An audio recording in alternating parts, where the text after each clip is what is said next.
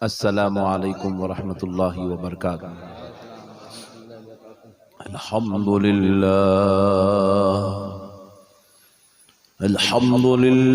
रब्बिल आलमीन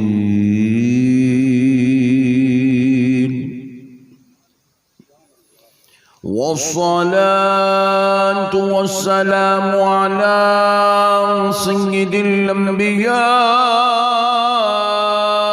वल मुरसलीन व अला आलिहि व अस्हाबिहि अजमईन अल-अकरमीन।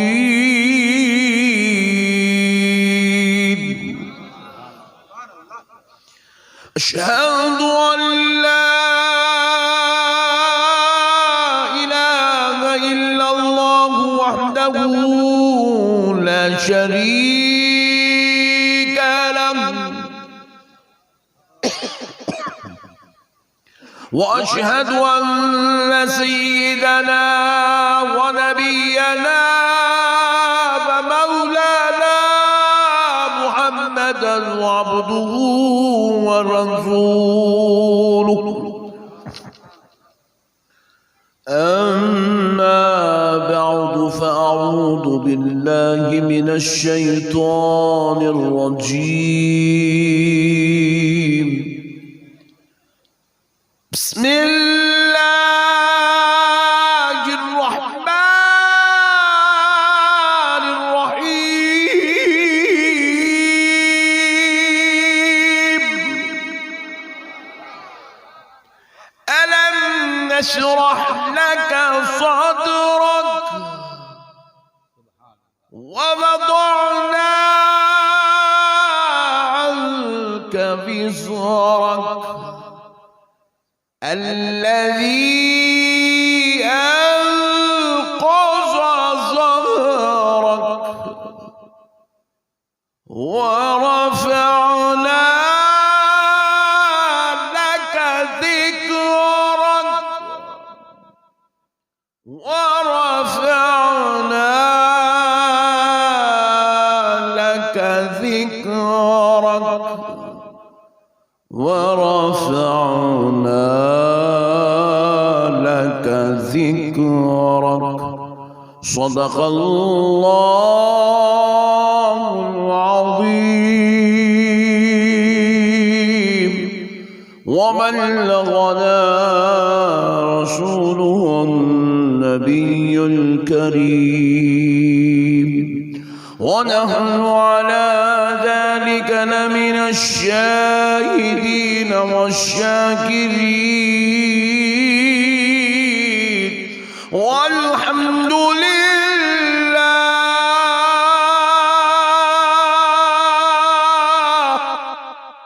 والحمد لله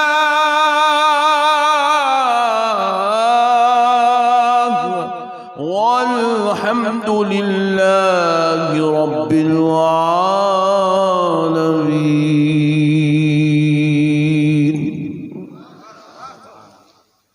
मोहतरम सामीन इकराम, मुअज़्ज़ज़ बुजुर्ग हजरात और नौजवान साथियों, बिलखुसूस स्टेज पर जलवा अफरोज जलीलुल क़दर उलमाए इकराम, खुतबाए इज़ाम, अइम्माए मसाजिद, नातख़ा हजरात, दानिशवरान कौम मिल्लत, मुहिब्बान अहले सुन्नत, गुलामान गौसे आज़म व गुलामान गरीब नवाज,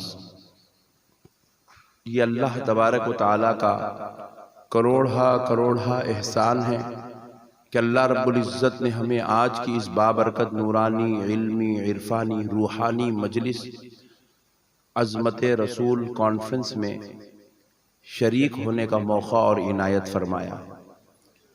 प्यारे बुजुर्ग और दोस्तों, अल्लाह ताला के करोड़ा एहसान में से ये एक एहसान है। अल्लाह ताला जब किसी पर अपना फजल अपना करम करना चाहता है तो उसे अपने महबूब के जिक्र की मजलिस में बैठने की तौफीक अता फरमाता है। और आजकल तो हालात इतने पेचीदा और इतने गमज़दा हैं कि हमारे आका नबी मुकर्रम सल्लल्लाहु अलैहि वसल्लम की शान अक़दस में गुस्ताखियां बकी जा रही है, बदकलामी हो रही है, और जो है अपनी नापाक मनहूस जुबान से हमारे आका करीम सल्लल्लाहु अलैहि वसल्लम की शान अक़दस में बुराइयां बयान की गई। प्यारे बुजुर्गों और दोस्तों, हुजूर नबी करीम सल्लल्लाहु अलैहि वसल्लम की गुस्ताखी के ताल्लुक से फरमाया जाता है कि अगर पूरी दुनिया की औरतों की इस्मत रेजी की जाए तो ये जितना बड़ा गुनाह है, और पूरी दुनिया के मर्दों का नाहक कत्ल कर दिया जाए तो ये जितना बड़ा गुनाह है, इससे बड़ा गुनाह है हुजूर की गुस्ताखी करना। इससे भी बड़ा गुनाह है हुजूर सल्लल्लाहु अलैहि वसल्लम की गुस्ताखी करना, बेअदबी करना। क्योंकि नबी मुकर्रम सल्लल्लाहु अलैहि वसल्लम को अल्लाह रब्बुल इज्जत ने बेऐब बनाकर पैदा किया, पाक व मुनज़्ज़ा करके पैदा किया।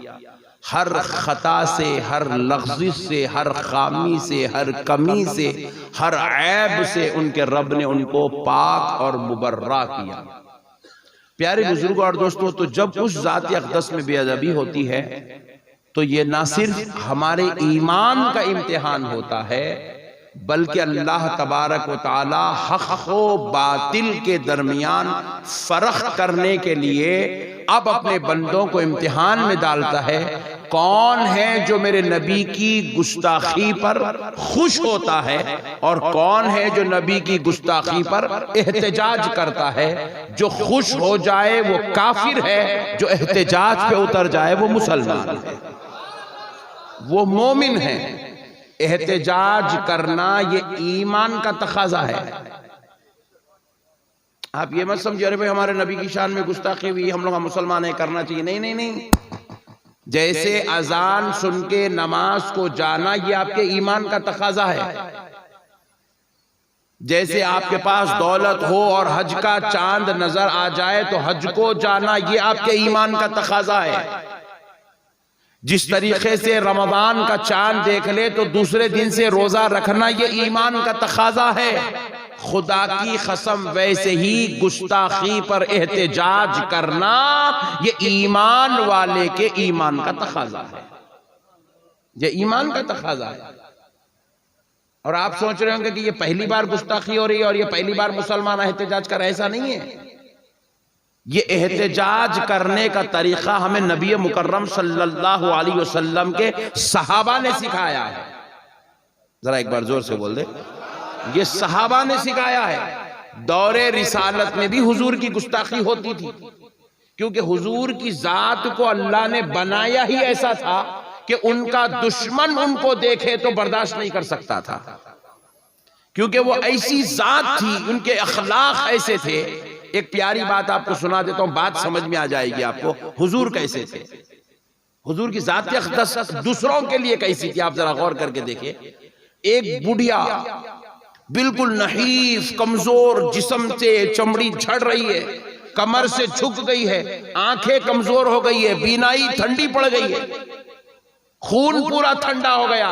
इतने बुढ़ापे की हालत में अपने घर का साजो सामान पूरा एक कपड़े में बांधकर, पोटली बांधकर खींचकर बाहर लाई और लाकर आवाज देने लगी, है कोई मक्के वाला जो मेरा यह सामान शहर मक्का के बाहर तक पहुंचा दे? है कोई नौजवान जो ये मेरा सामान शहर मक्का के बाहर तक पहुंचा दे?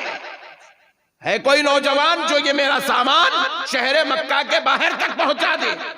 कई नौजवान वहां से गुजरते गए मगर कोई उसका सामान उठाने तैयार न था। एक नौजवान आया और उसने कहा, माई कहां जाना चाहती है? कहा, बेटा मैं मक्के के बाहर जाना चाहती हूं, तू मुझ पर इतना कर दे कि मेरा सामान उठा ले और मुझे मक्के के बाहर छोड़ दे। जो मुआवजा होगा मैं तुझे मुआवजा देने को तैयार हूं, जो तू कीमत मांगा देने के तैयार हूं। तो नौजवान ने वो सामान कंधे पे उठा लिया और बुढ़िया के पीछे पीछे पीछे पीछे आहिस्ता आहिस्ता वो एक एक कदम छोटा छोटा डालती, ये नौजवान भी छोटा छोटा कदम डालकर उसके पीछे चलने लगे। तो फिर उसके बाद हुआ क्या, जब वो शहर मक्का के बाहर निकल रही थी तो नौजवान ने पूछा, माई ये तो मुक़द्दस शहर है, ये बरकतों वाला शहर है, हर मजहब में इस शहर की इज्जत है, ये शहर छोड़कर तू क्यों जा रही है? जबकि कि हर कोई इस शहर में आके बसने की तमन्ना करता है, तू ये मक्का छोड़कर क्यों जा रही है? तो बुढ़िया कहने लगी, बेटा क्या तू नहीं जानता, इस शहर में एक मोहम्मद नाम का नौजवान रहता है,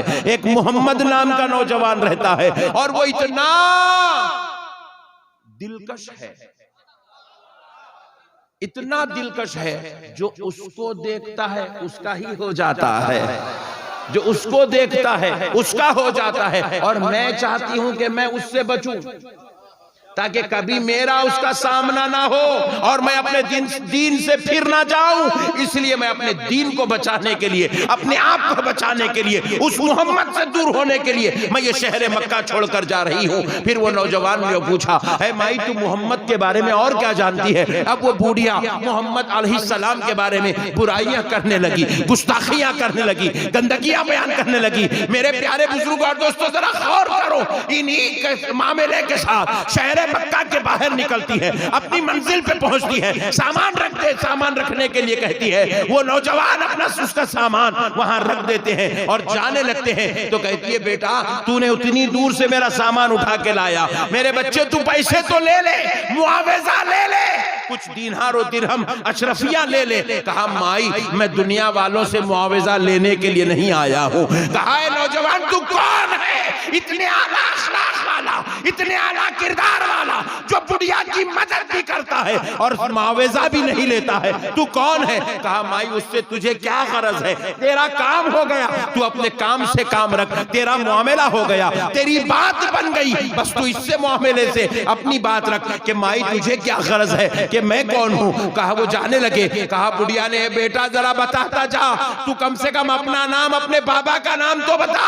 कहा, माई उससे भी तुझे क्या गरज है, छोड़ दे, तेरा काम हो गया, यही काफी है। कहा, तुझे तेरे रब का वास्ता, इतने आला अखलाक वाले, इतने आला ज़र्फ वाले, ऐ नौजवान बता तू कौन है? जब रब का वास्ता देती है तो वो नौजवान कहते हैं, ऐ माई जब से रास्ते में तू जिस मोहम्मद को बुरा कह रही थी, जिस मोहम्मद की बुराइयां कर रही थी, जिसके बारे में गुफ्तगू कर रही थी, जिसके ऊपर तोहमतें लगा रही थी, जिसके ऊपर इल्जाम तराश रही थी, जिसकी इज्जत को धज्जियां उड़ा रही थी, ऐ माई मैं वही मोहम्मद इब्ने अब्दुल्ला।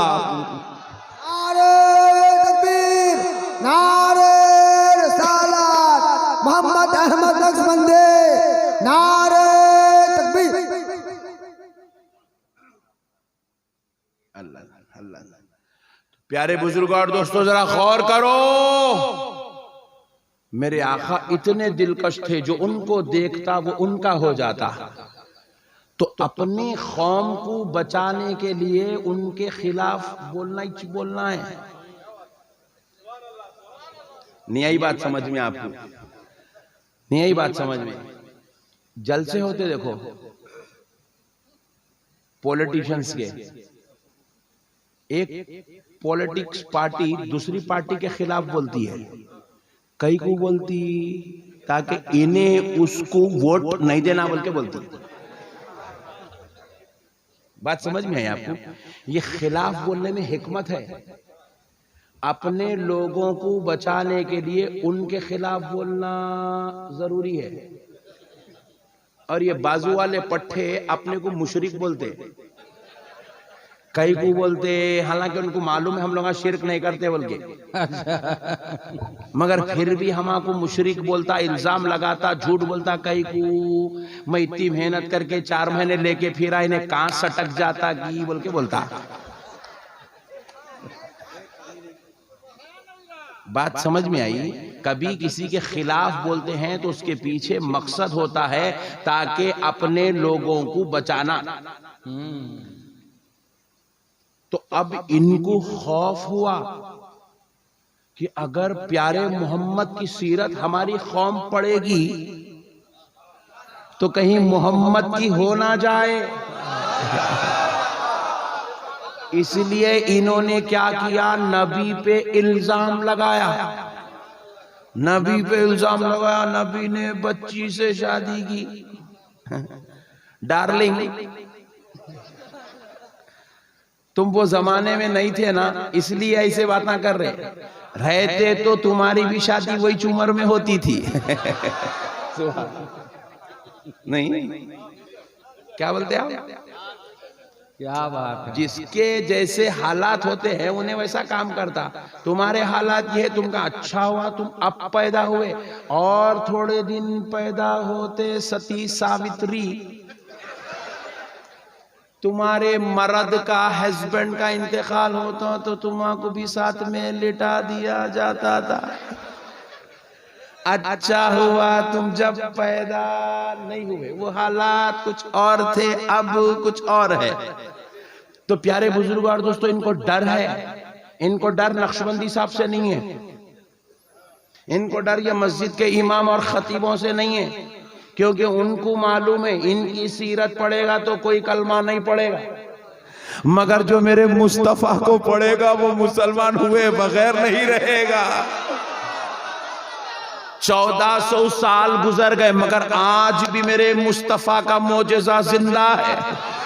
1400 साल गुजर गए, आज भी अमेरिका में लोग कलमा पढ़ रहे हैं, लंदन में लोग कलमा पढ़ रहे हैं, ब्रिटानिया में लोग बर्तानिया में लोग कलमा पढ़ रहे हैं, रशिया में लोग कलमा पढ़ रहे हैं, जापान में लोग कलमा पढ़ रहे हैं, चाइना में लोग कलमा पढ़ रहे हैं, इंडिया में लोग कलमा पढ़ रहे हैं। हमने पूछा कलमा पढ़ने वाले किसको देख के कलमा पढ़ा? खतीब साहब को देख के पढ़ा, इमाम साहब को देख के पढ़ा, मुफ्ती साहब को देख के पढ़ा? बोला नहीं नहीं, मुफ्ती साहब तो इतने डेंजर है, 250 लोगों कुछ बाहर ढकल रही,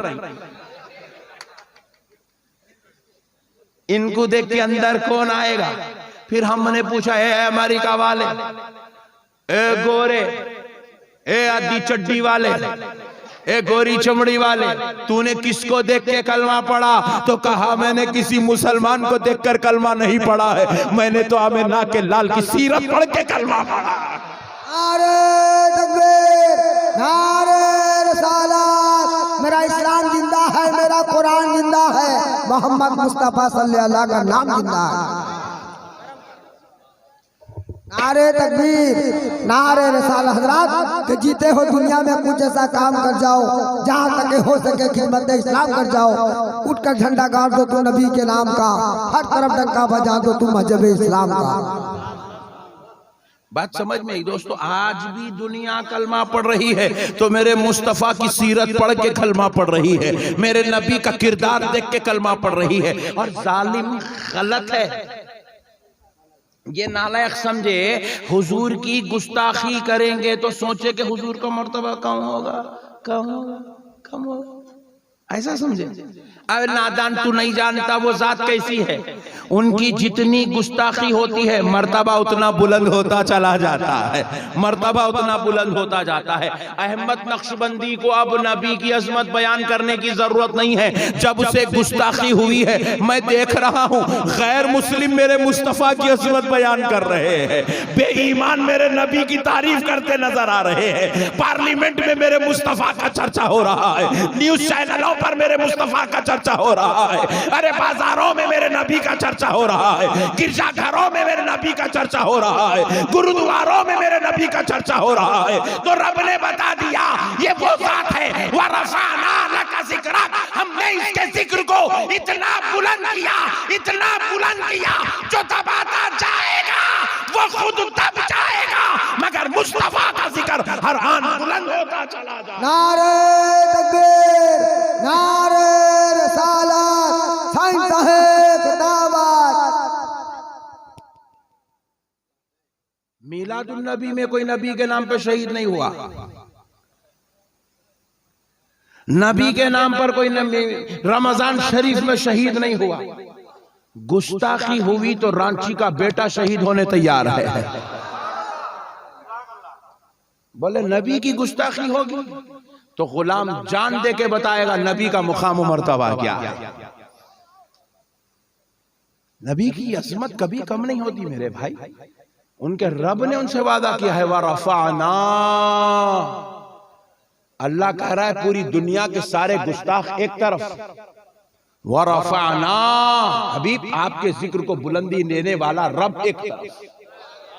हमने रिफातें दी है, हमने बुलंदियां दी है, हमने आपके झंडे गाड़े हैं। अरे उनका झंडा सिर्फ दुनिया में ही नहीं है, उनकी अजमत का झंडा सिर्फ दुनिया में नहीं है, यहां तो सिर्फ एक नबी है, आखिरुज़्ज़मा का दौर चल रहा है, खातिमुन नबिय्यीन का दौर चल रहा है, सय्यिदुल मुरसलीन का दौर चल रहा है। अब कोई दूसरा पैगंबर ना आया है ना क़यामत तक आएगा। ये आखिरुज़्ज़मा का दौर है। या तो सिर्फ एक नबी का कलमा पढ़ने वाले हैं, यहाँ पर अब कोई हजरत आदम का कलमा पढ़ने वाला नहीं है। अब इस धरती पर कोई हजरत मूसा का कलमा पढ़ने वाला नहीं है। इस धरती पर अब कोई हजरत सुलेमान का कलमा पढ़ने वाला नहीं है। इस धरती पर जितने आपको कलमा गो नजर आएंगे वो सिर्फ प्यारे मुस्तफा का कलमा पढ़ने वाले हैं। अरे आज तो आज है, लेकिन एक दिन ऐसा आएगा जिसको यौमे महशर कहा जाएगा। उस बज़्म महशर में हजरत आदम होंगे तो उनकी उम्मत भी होगी, हजरत मूसा होंगे उनकी उम्मत भी होगी, हजरत इब्राहिम होंगे उनकी उम्मत होगी, हजरत सुलेमान होंगे उनकी उम्मत होगी, हजरत ईसा होंगे उनकी उम्मत होगी। 1,24,000 पैगंबर होंगे, उनमें से जो रसूल है उनकी उम्मत बरोज़े महशर उनके साथ में होगी। मगर उस दिन जब हर एक का कलमा हर एक की उम्मत की जुबान पर होगा, वहां पर भी मेरे रब ने ये माहौल बनाया।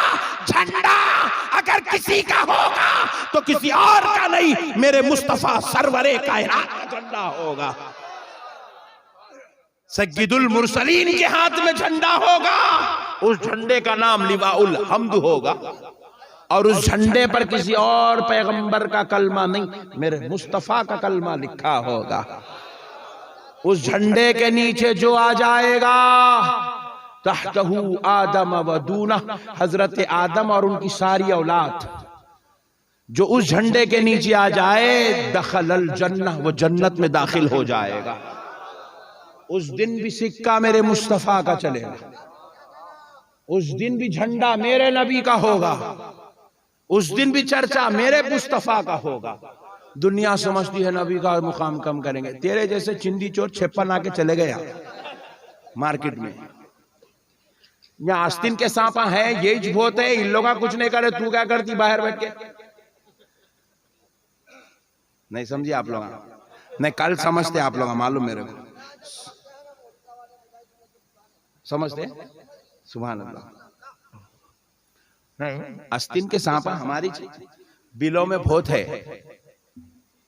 नबी को इल्म गैब नहीं है, नबी हमारी तरह है, नबी शफाअत नहीं करेंगे, नबी ये नहीं करेंगे, नबी वो नहीं करेंगे, नबी ये नहीं करेंगे, नबी वो नहीं। ये पूरे मिलके इतना पुकार के नबी की अजमत को कम नहीं कर सके। तू ओनली वन चिचोरी, तू मेरे नबी की अजमत को क्या कम करेगी? पूरी दुनिया की मीडिया मुसलमान के खिलाफ बोल रही है, पूरी दुनिया की। तो नबी का कलमा पढ़ने वालों की अजमत को पूरी दुनिया की मीडिया मिलके धक्के नहीं लगा सकी, तो नबी की उम्मत के जो मुकाम को नहीं घटा सका, वो नबी के मुकाम को क्या खाक घटाएंगे? आज भी मियां भाई अल्हम्दुलिल्लाह, क्या बोले मियां भाई? सीना ठोक के दबा के हल्लक तक बोल रहे, घर तोड़ते बोले तोड़ो। नबी के नाम पे दीवाने घर क्या जान कुर्बान है। मैं नहीं बोल रहा हूं ये बात, जिनका घर टूटा उन्होंने बोल रहे हैं ये बात। मैं तो खाली तर्जुमानी कर रहा हूं, उनका मैसेज आप तक पहुंचा रहा हूं। जिनका घर टूटा वो कह रही है मेरा बाप, मेरी माँ, मेरा भाई, मेरा शौहर, मेरा सब कुछ, मेरा घर मेरे नबी के नाम पे कुर्बान है। नबी है वैसी जात भाई। यहाँ पे खाली कुर्बान करना है बस। खाली क्या करना है? हजरत अबू बकर रज़ी अल्लाह अन्हु का बेटा एक मर्तबा हजरत अबू बकर से बात करते हुए कहने लगा, अब्बा जान, जब मैं अभी मुसलमान नहीं हुआ था तो एक जंग में मेरा और आपका सामना हुआ था। मैं आपको जैसे ही देखा सोचा कि मेरे बाबा हैं, क्यों तलवार उठाऊं, ये सोचकर मैं अपने घोड़े को पलटाया और निकल के चला गया। आपकी नजर मुझ पे नहीं पड़ी, मगर मैं आपको देख के घोड़ा पलटा के चला गया क्योंकि आप मेरे वालिद, इसलिए मैं आपका अदब करा। सरकार सैयदुना अबू बकर सिद्दीक ने ऐसा जुमला कहा क़यामत की सुबह तक काबे की दीवार पर सोने से लिखा जाने के लायक है। सरकार अबू बकर सिद्दीक ने कहा कि बेटा, उस वक्त तूने मुझे देखा और समझा कि बाप है इसलिए तू छोड़ के चला गया, लेकिन खुदा की कसम अगर मैं तुझे देखता तो बेटा है कहकर तलवार नहीं रोकता, नबी का दुश्मन समझकर तेरी गर्दन उड़ा दे। नारे तकबीर, नारे रिसालत, सरजमीने कुरान बस्ते, रसूल आजम कॉन्फ्रेंस। बात समझ में आई दोस्तों? सरकार सय्यदुना जुबैर रज़ी अल्लाह ताला अन्हु कौन है? ये वो सहाबी रसूल है जिनको रसूल अल्लाह ने अपनी मजलिस में बिठाकर कहा, जुबैर तुम जन्नती हो, जिनको दुनिया में जन्नत की बशारत दी गई, जिनको अशरे मुबशरा में होने का शर्फ और सआदत नसीब है, वो सरकार सय्यदुना जुबैर रज़ी अल्लाह ताला अन्हु एक मर्तबा मैदान जंग में है और कुफ्र की तरफ से उनके वालिद आ रहे हैं, इस्लाम की तरफ से हजरत जुबैर जा रहे हैं। हजरत जुबैर के सामने जो आता गया आप उसको नारे जहन्नम करते गए। एक लम्हा ऐसा आया कि लड़ते लड़ते लड़ते लड़ते लड़ते लड़ते हजरत जुबैर के सामने उनके वालिद मोहतरम आ गए, वालिद आ गए, उनके वालिद आ गए जो कुफ्र की तरफ से है। हजरत जुबैर ने अपने बाप पर तलवार उठा दी और जैसे ही ये बाप बेटे का सामना हुआ, इधर सहाबा के घोड़े रुक गए, उधर रसूल अल्लाह की तलवार रुक गई और कुफ्र में पूरा जलजला छा गया। सब रोककर एक दूसरे को देख रहे हैं, हजरत जुबैर को देख रहे हैं, उनके बाप को देख रहे हैं कि अब क्या होगा। हजरत जुबैर ने बगैर सोचे, बगैर समझे, बगैर फिक्र किए अपने बाप पर तलवार चलाई। बाप ने उनका बचाव किया, मुकाबला किया, फिर वो बेटे पे तलवार चलाया, बेटा बाप पे तलवार चलाया, बाप बेटे पे तलवार चलाया। ऐसे तलवारें चलते चलते बाप क्योंकि ज़ईफ था, बेटा बिल्कुल जवान था, बेटे की तलवार बाप की तलवार पर गालिब हुई। इधर ईमान था, उधर कुफ्र था, तो कुफ्र की तलवार टूटी, जमीन पे गिरी, बेटे को मौका मिला, आपने अपने बाप के सर पर तलवार चलाई, सर पे मारी तलवार। ये तलवार ऐसे सर को चीरते हुए ये सीने तक उतर गई, आधा हिस्सा इधर गिरा, आधा हिस्सा इधर गिरा बाप का। कौन तलवार चला रहा है? सरकार सय्यदुना जुबैर अशरे मुबशरा में से है। रसूल अल्लाह सल्लल्लाहु अलैहि वसल्लम घोड़ा दौड़ाए, करीब आए, हजरत जुबैर को पकड़े, अपनी तरफ खींचे, अपने कंधे से पकड़, उनके कंधे को पकड़, अपने साथ लिए, घोड़े को उनको लेके उनको उधर ले गए। ले जाकर जब उनको थपके, उनको तसल्ली दिए, वो ठंडे हुए, तो रसूल अल्लाह ने फरमाया, जुबैर वो तुम्हारा बाप था, चाहते तो छोड़ देते, तुमने अपने बाप पे तलवार क्यों चलाई? ये पैगाम रहमतुल लिल आलमीन है, ये मुस्तफा जाने रहमत का कलाम है। अब आशिक का कलाम सुनो। हजरत जुबैर कहते या रसूल अल्लाह, कसम रब्बे जुल जलाल की, आप कह रहे हैं वो मेरा बाप है, तब मुझे याद आ रहा है कि वो मेरा बाप था, वरना खुदा की कसम मैं उसे बाप की शक्ल में नहीं, गुस्ताखे रसूल की शक्ल में देख रहा था। आखा मैं सब कुछ तो बर्दाश्त कर सकता हूं, मगर आपके दुश्मन को बर्दाश्त नहीं कर सकता। ये गुस्ताखी अब नहीं हो रही है, गुस्ताखी रसूल अल्लाह के जमाने से, और सहाबा ने इसका दिफा करके बताया। नामूसे रिसालत पर पहरा ऐसे दिया जाता है। मेरे प्यारे बुजुर्गों और दोस्तों, ये बहुत बड़ा मैटर है। एक दो वाकयात नहीं है, अगर आप हदीस की दुनिया की सैर करेंगे, मैं समझता हूं कम से कम ऐसे 500 वाकयात आपको मिलेंगे, 500 बिल्कुल ऑथेंटिक स्टाइल में।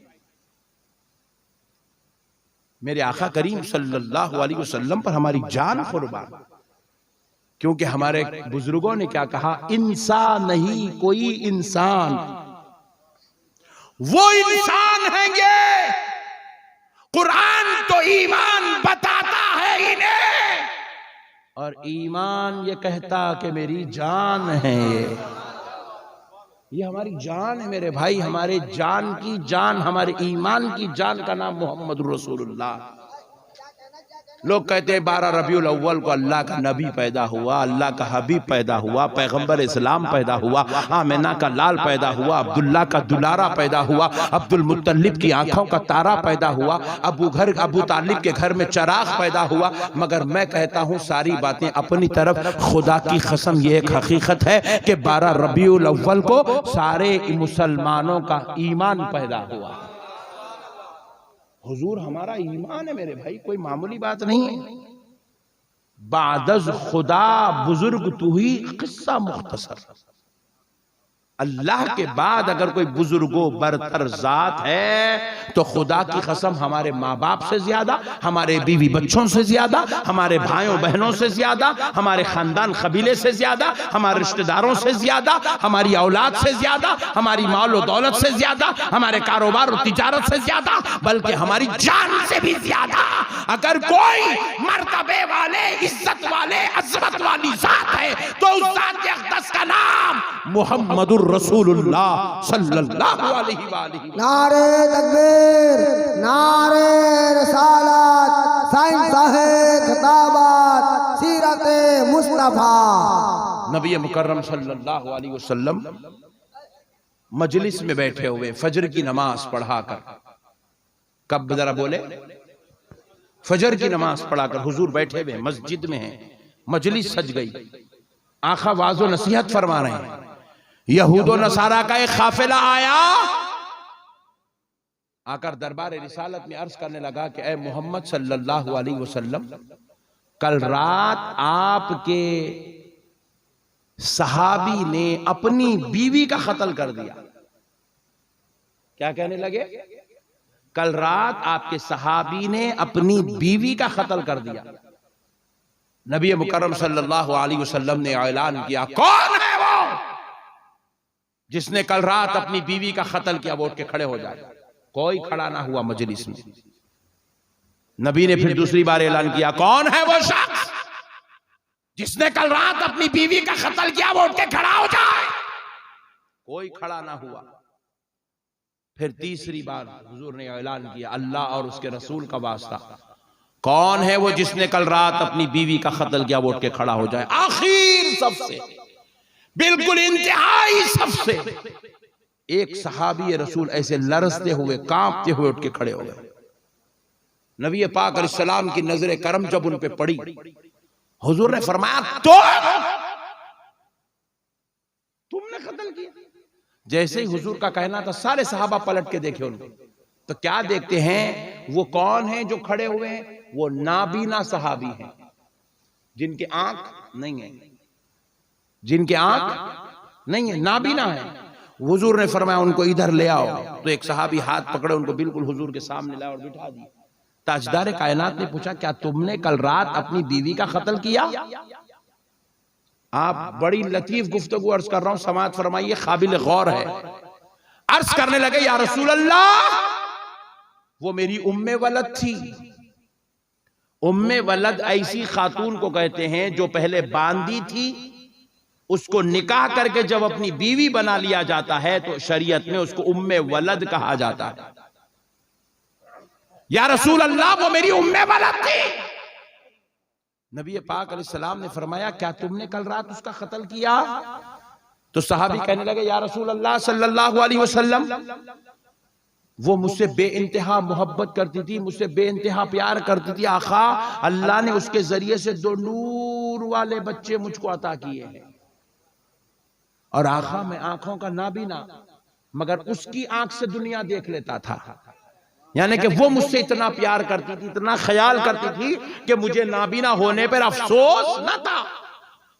वो मुझे इतना ख्याल करती थी, या रसूल अल्लाह, मैं उसको बेइंतहा प्यार करता था, वो मुझे बेइंतहा प्यार करती थी। हुजूर पूछ रहे, क्या तुमने कत्ल किया? वो अपनी बीवी के तारीफों पे तारीफें, तारीफों पे तारीफें करते जा रहे। कह रहे, अल्लाह ने 2 नूर वाले बच्चे दिए, वो मेरी उम्मे वलद थी, वो अखलाक वाली थी, वो मोहब्बत वाली थी, मैं उसकी आंखों से दुनिया देख लेता था, वो मेरा ख्याल करती थी, मुझे नाबीना होने पे अफसोस नहीं था। ये बातें कह रहे हैं। फिर हुजूर ने तीसरी बार पूछा, ऐ सहाबी, क्या तुमने उसका कत्ल किया? तो वो अर्ज करने लगे, या रसूल अल्लाह, अब तीसरी बार क्या कह रहे हैं, जरा काबिल गौर है, समाअत फरमाइए। वो अर्ज करने लगे, या रसूल अल्लाह सल्लल्लाहु अलैहि वसल्लम, आका, जब मैं उसको मुसलमान किया, वो मुसलमान हुई और मेरे निकाह में आई, मेरे निकाह में आने के चंद दिनों बाद उसने आपकी रिसालत पर एतराज किया, तो मैं सोचने लगा कि अभी अभी मुसलमान हुई है, मेरे आका को नहीं जानती है, शायद इसलिए इसने बदबुख्ताना सवाल किया।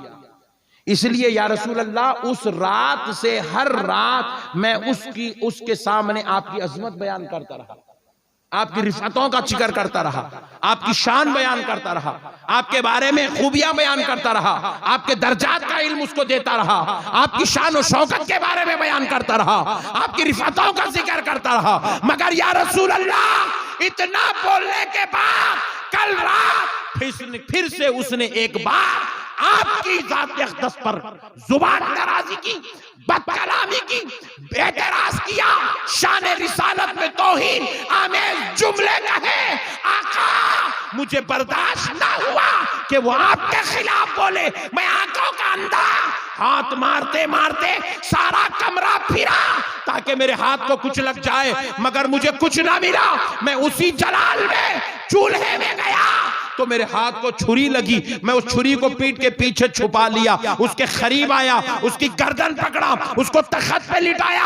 आका, एक बार नहीं 70 मरतबा उसके जिस्म पे चाकू से मार मार के सारे जिस्म को छलनी कर डाला, सारे जिस्म को छलनी कर डाला। क्योंकि या रसूल अल्लाह, मैं सब कुछ तो बर्दाश्त कर सकता हूं, मगर आपकी गुस्ताखी बर्दाश्त नहीं कर सकता। गुस्ताखी बर्दाश्त ना करना यही ईमान है। जोर से बोले, ईमान किसका नाम है? खाली अंगूठे चूमने का नाम ईमान है क्या? ईमान किसका नाम है? खाली नारे रिसालत या रसूल अल्लाह बोलने का नाम ईमान है? नहीं। जब मोहब्बत में हो तो अंगूठे भी चूमो, या रसूल अल्लाह का नारा भी लगाओ। जब गुस्ताख सामने आ जाए तो सीना तान के खड़े हो जाओ। इसी सीना तानने का नाम ईमान है। सुभान अल्लाह। नारे तकबीर, नारे रिसालत, रहे हर ख्यालों में ख्याल उनका, रहे मेरी आंखों में जमाल उनका। है इश्क क्या कोई उस गुलाम से पूछे, हो गया है दीवाना बिलाल उनका। क्या बयान करूं अजमत मुस्तफा, ये गुलाम का है मर्तबा, वो अजान न दे तो सहर ना हो, वो मकाम इश्क बिलाल। प्यारे बुजुर्गों और दोस्तों, मसाइल को समझो। कौन है कत्ल करने वाले? सहाबी रसूल हैं। किसका कत्ल कर रहे हैं?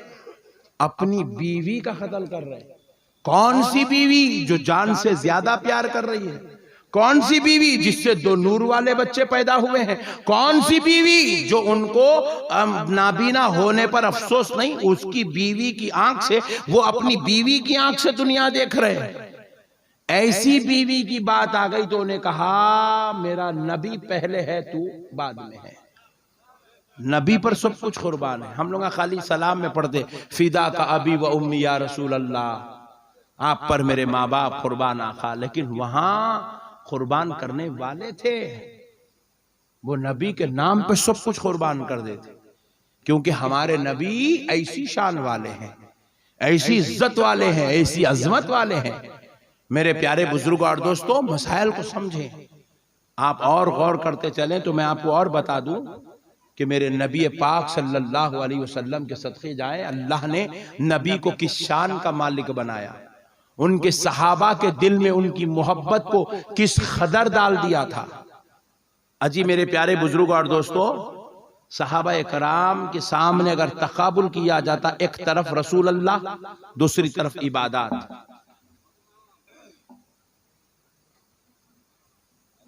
अरे यार बंद करो यार, इतनी अच्छी दाढ़ी रख के ऐसे ऐसे काम कर रहे हो यार। हाँ? प्यारे बुजुर्ग और दोस्तों, मसाइल को समझो। एक तरफ ज़ाते रिसालत है, एक तरफ इबादत है। आप अगर नमाज पढ़ रहे हैं, अल्लाहु अकबर, आपके वालिद साहब पीछे से आवाज दें, बेटा अब्दुल जलील, आप नहीं बोल सकते अब्बा ठहर जाओ मैं नमाज पढ़ रहा हूं, नमाज पढ़ के आऊंगा। बोल सकते हैं? जरा जोर से बोलो। नहीं बोल सकते, आप नमाज पढ़ रहे हैं। सदर साहब पीछे से, ए इमाम साहब नमाज तोड़ दो, आप नहीं बोल सकते ये सदर साहब का मुंह फोड़ दो। बोल सकते? नहीं बोल सकते। नमाज में आप सिर्फ अल्लाह की तरफ मुतवज्जे हैं, सिर्फ अल्लाह की तरफ, इला जिहतिल काबती शरीफा, अल्लाह की तरफ मुतवज्जे है और काबे की तरफ अपनी जिहद करके रुख करके खड़े में, बस खालिसतन लिल्लाही ताला, सिर्फ और सिर्फ अल्लाह के लिए आप नमाज पढ़ रहे हैं। आप किसी और को आप नमाज पढ़ रहे हैं, पीछे से आपके उस्ताद मोहतरम आ गए, पीर साहब आ गए, पीर साहब पीछे से बोले, मेरे मुरीद अस्सलामु अलैकुम, आप नमाज में बोलेंगे वालेकुम अस्सलाम। पीर साहब, अल्लाह का अजाब उतरेगा आपके ऊपर। पीर साहब पे पहले, मुरीद साहब पे बाद में, क्योंकि नमाज में है, नमाज का एहतराम है। नहीं, नमाज का एहतराम है। आय हाय हाय, कुर्बान जाए मेरे नबी के, आय हाय हाय, ताजदार कायनात अलैहिस्सलात व सलाम अलील है, तबीयत नासाज है, मिजाज में नासाजी चल रही है। सरकार सैयदुना अबू बकर सिद्दीक नमाज पढ़ा रहे हैं, अल्लाह अकबर। नमाज पढ़ाने वाला सरदार सहाबा और नमाज में खड़ने वाले बेमिसलो मिसाल सहाबा, जन्नती सहाबा। हालत नमाज में आमिना का लाल आया पीछे से, तमाम सहाबा हालत नमाज में ऐसे बजा रहे हैं। हदीस शरीफ के अल्फाज ऐसे बजा रहे हैं, ऐसे बजा रहे हैं। क्यों बजा रहे हैं? ताकि हजरत अबू बकर को इत्तला दे कि रसूल अल्लाह तशरीफ ला रहे हैं। मस्जिद में आवाज, थालियों की आवाज बुलंद होने लगी, ऐसी थालियों की आवाज बुलंद होने लगी मस्जिद में, ताकि इत्तला दे सके कि रसूल अल्लाह आ रहे हैं। सरकार सैयदुना अबू बकर सिद्दीक थालियों की आवाज सुन के समझ गए कि हुजूर आ रहे हैं।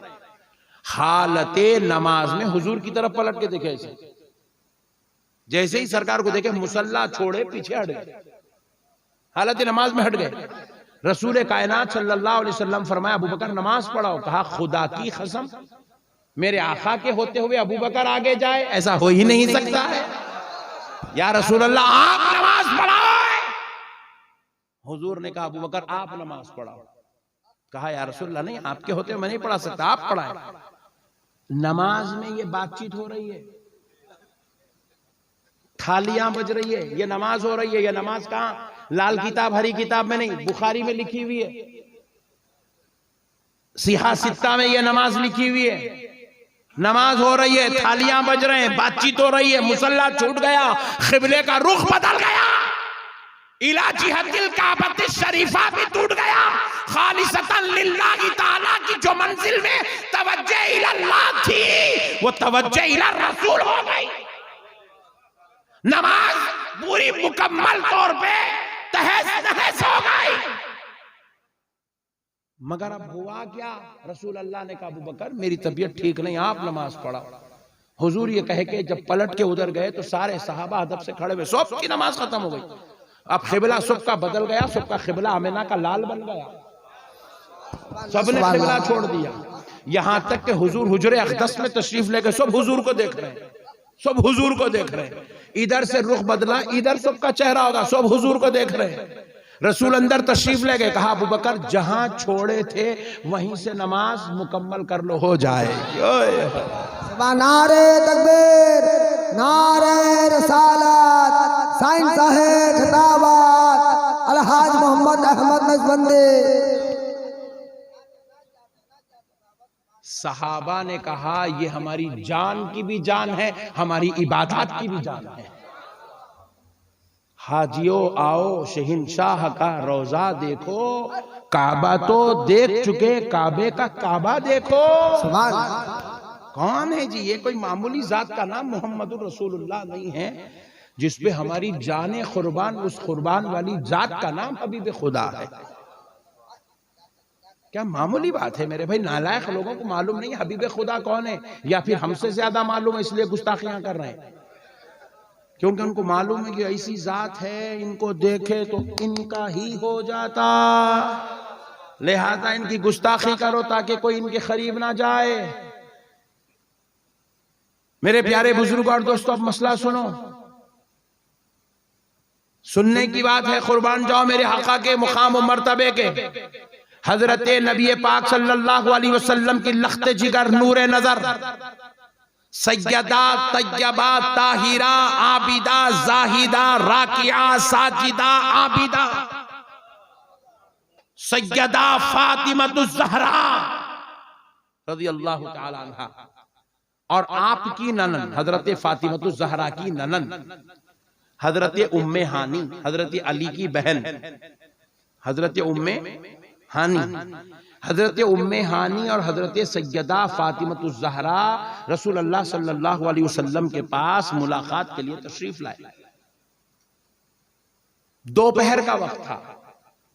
आते आते रास्ते में हजरत उम्मे हानी हजरत फातिमा से कह रही थी, या सैयदा, मैंने आज नफिल रोजे का एहतमाम किया है, यानी कि आज मैं रोजा हूं, नफिल रोजा है, रोजा हूं, रमजान का रोजा नहीं था, नफिल रोजा था, मैं आज हालत रोजा में हूं।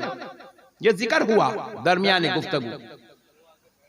वो आए और रसूल कायनात सल्लल्लाहु ताला अलैहि वसल्लम के दर अक़दस पर आवाज देने लगे, क्या कहकर, अस्सलातु वस्सलामु अलैका या रसूल अल्लाह। सैयदा फातिमतुज़ ज़हरा की आवाज सुने। उस वक्त रसूल अल्लाह खैलुल्लाह फरमा रहे थे, अपने हुजरे अक़दस में आराम फरमा रहे थे। हुजूर की आदत मुबारिका थी, जुहर की नमाज पढ़ने के बाद कुछ देर आराम करते थे, कुछ देर आराम कर लेते थे। नबी पाक अलैहिस्सलाम आराम कर रहे थे, लख्ते जिगर नूरे नजर की आवाज सुने, हुजूर नींद से बेदार हुए, उठे और दीवार को टेक लगा कर बैठे, और उसके बाद कहा, बेटी सैयदा अंदर आ। हजरत फातिमतुज़ ज़हरा हुजरे अक़दस में तशरीफ ले गई। नबी उठ के खड़े हो गए अपनी बेटी के इस्तकबाल में।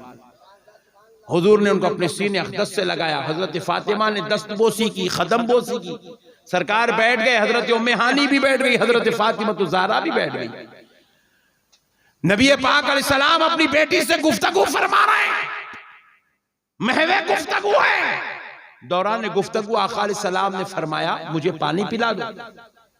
हजरत सैयदा उम्मे हानी उठी और झट से घड़े के पास गई, कुलिया में थोड़ा सा पानी ली और ले आकर रसूल अल्लाह सल्लल्लाहु अलैहि वसल्लम की खिदमत अक़दस में पेश किया।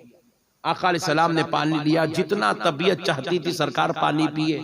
उसके बाद वो कुलिया हुजूर पाक अलैहिस्सलाम ने बाजू रख दी।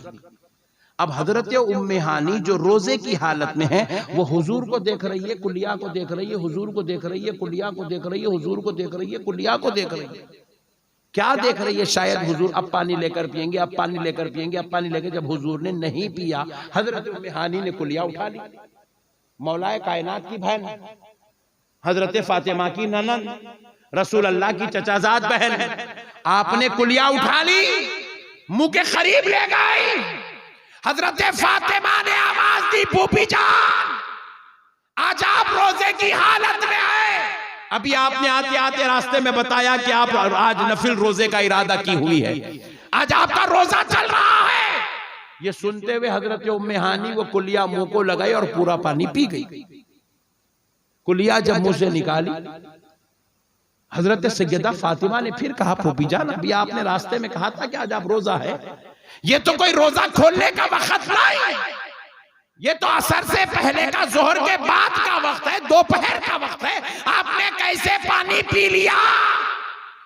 तो हजरत उम्मे हानी ने जवाब दिया, फातिमा, आज रोजा टूट गया, कल क़ज़ा कर लूंगी, नहीं मालूम जिंदगी में फिर कभी मेरे मुस्तफा का झूठा नसीब होगा कि नहीं होगा। नारे तकबीर, नारे रसालत, साईं साहेब खिताबत, रसूल आजम कॉन्फ्रेंस। नहीं मालूम फिर कभी जिंदगी में नबी का झूठा नसीब होगा कि नहीं होगा। एक तरफ इबादत थी, दूसरी तरफ आमिना का लाल था। इबादत का ताल्लुक अल्लाह से था और क़ल्ब की कैफियत का ताल्लुक मुस्तफ़ा जाने रहमत से था। तो मुस्तफ़ा जाने रहमत की मोहब्बत का गलबा देखिए, उन्होंने इबादत को भी अपने नबी पे कुर्बान कर दिया, अपनी औलाद को भी कुर्बान कर दिया, अपने बच्चों को भी कुर्बान कर दिया, अपनी बीवियों को कुर्बान कर दिया, अपने बाप को कुर्बान कर दिया, यहां तक कि अपनी इबादत को भी नबी पे कुर्बान कर दिया। कुर्बान करके दुनिया वालों को बताया, दुनिया वालों इस जात से ऐसी मोहब्बत की जाती है, इस जात से ऐसा प्यार किया जाता है। नबी मुकर्रम सल्लल्लाहु अलैहि वसल्लम की जात अक़दस में एक बदबख्त बादशाह गुस्ताखी करने लगा। बादशाह गुस्ताखी करने लगा। हुजूर तक खबर पहुंची कि या रसूल अल्लाह, वो आपके बारे में ऐसी बदकलामी करता है। नबी मुकर्रम सल्लल्लाहु अलैहि वसल्लम ने कहा, है कोई शख्स जो इस गुस्ताख को जवाब देकर आए? एक सहाबी मजलिस से उठ के खड़े हुए, सुभान अल्लाह। किसके गुस्ताख? कौन है गुस्ताख? बादशाह वक्त है। उसको जवाब देने के लिए एक सहाबी उठ के खड़े हो गए। कौन थे वो? बिल्कुल बद्दू टाइप के सहाबी थे, भोले भाले, जहां बैठे वहां खा लेते थे, जैसा वाला मुंह में कभी यहाँ थोड़ा गिरा लेते थे, यहाँ कपड़ों पे गिरा लेते थे, कभी ऐसा, लोग उनको देख कर दीवाना बोलते थे। वैसे सहाबी खड़े हो गए, बोले या रसूल अल्लाह, उनका नाम था हबीब बिन जैद। बोले या रसूल अल्लाह, मैं दीवाना हूं, मगर आखा मुझे इतनी तो अक्ल जरूर है कि मैं अपने नबी के गुस्ताख को नारे जहन्नम रसीद कर सकता हूं। खड़े हो, बोले या रसूल अल्लाह, आप मुझे इजाजत दीजिए। आखा खुदा की कसम मुझे ही इजाजत दीजिए। जब ये कह रहे हैं, उनके मुंह में निवाला था, निवाला उनके मुंह में। तो एक सहाबी ने कहा, पहले निवाला तो चबा ले, बाद में बातें करें, पहले मुंह में है तो डाल ले। बोले ये निवाला चबाए तक ये सादत कोई और ना ले ले, इसलिए मैं निवाले के साथ खड़ा हो गया। हा सुभान अल्लाह, क्या मोहब्बत थी सरकार से।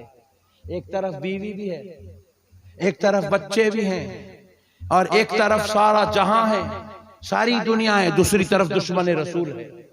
इश्क़े रसूल में बीवी बच्चों को छोड़ दिए, दुश्मन रसूल से मुकाबला करने के लिए उठ के खड़े हो गए।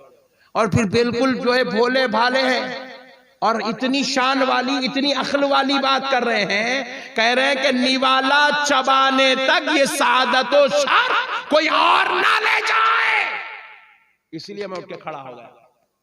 खड़े हो गए, कहने लगे या रसूलल्लाह, मुझे दीजिए मौका, मैं उसके बात करके आऊंगा, मैं उसका काम पहचान के आऊंगा।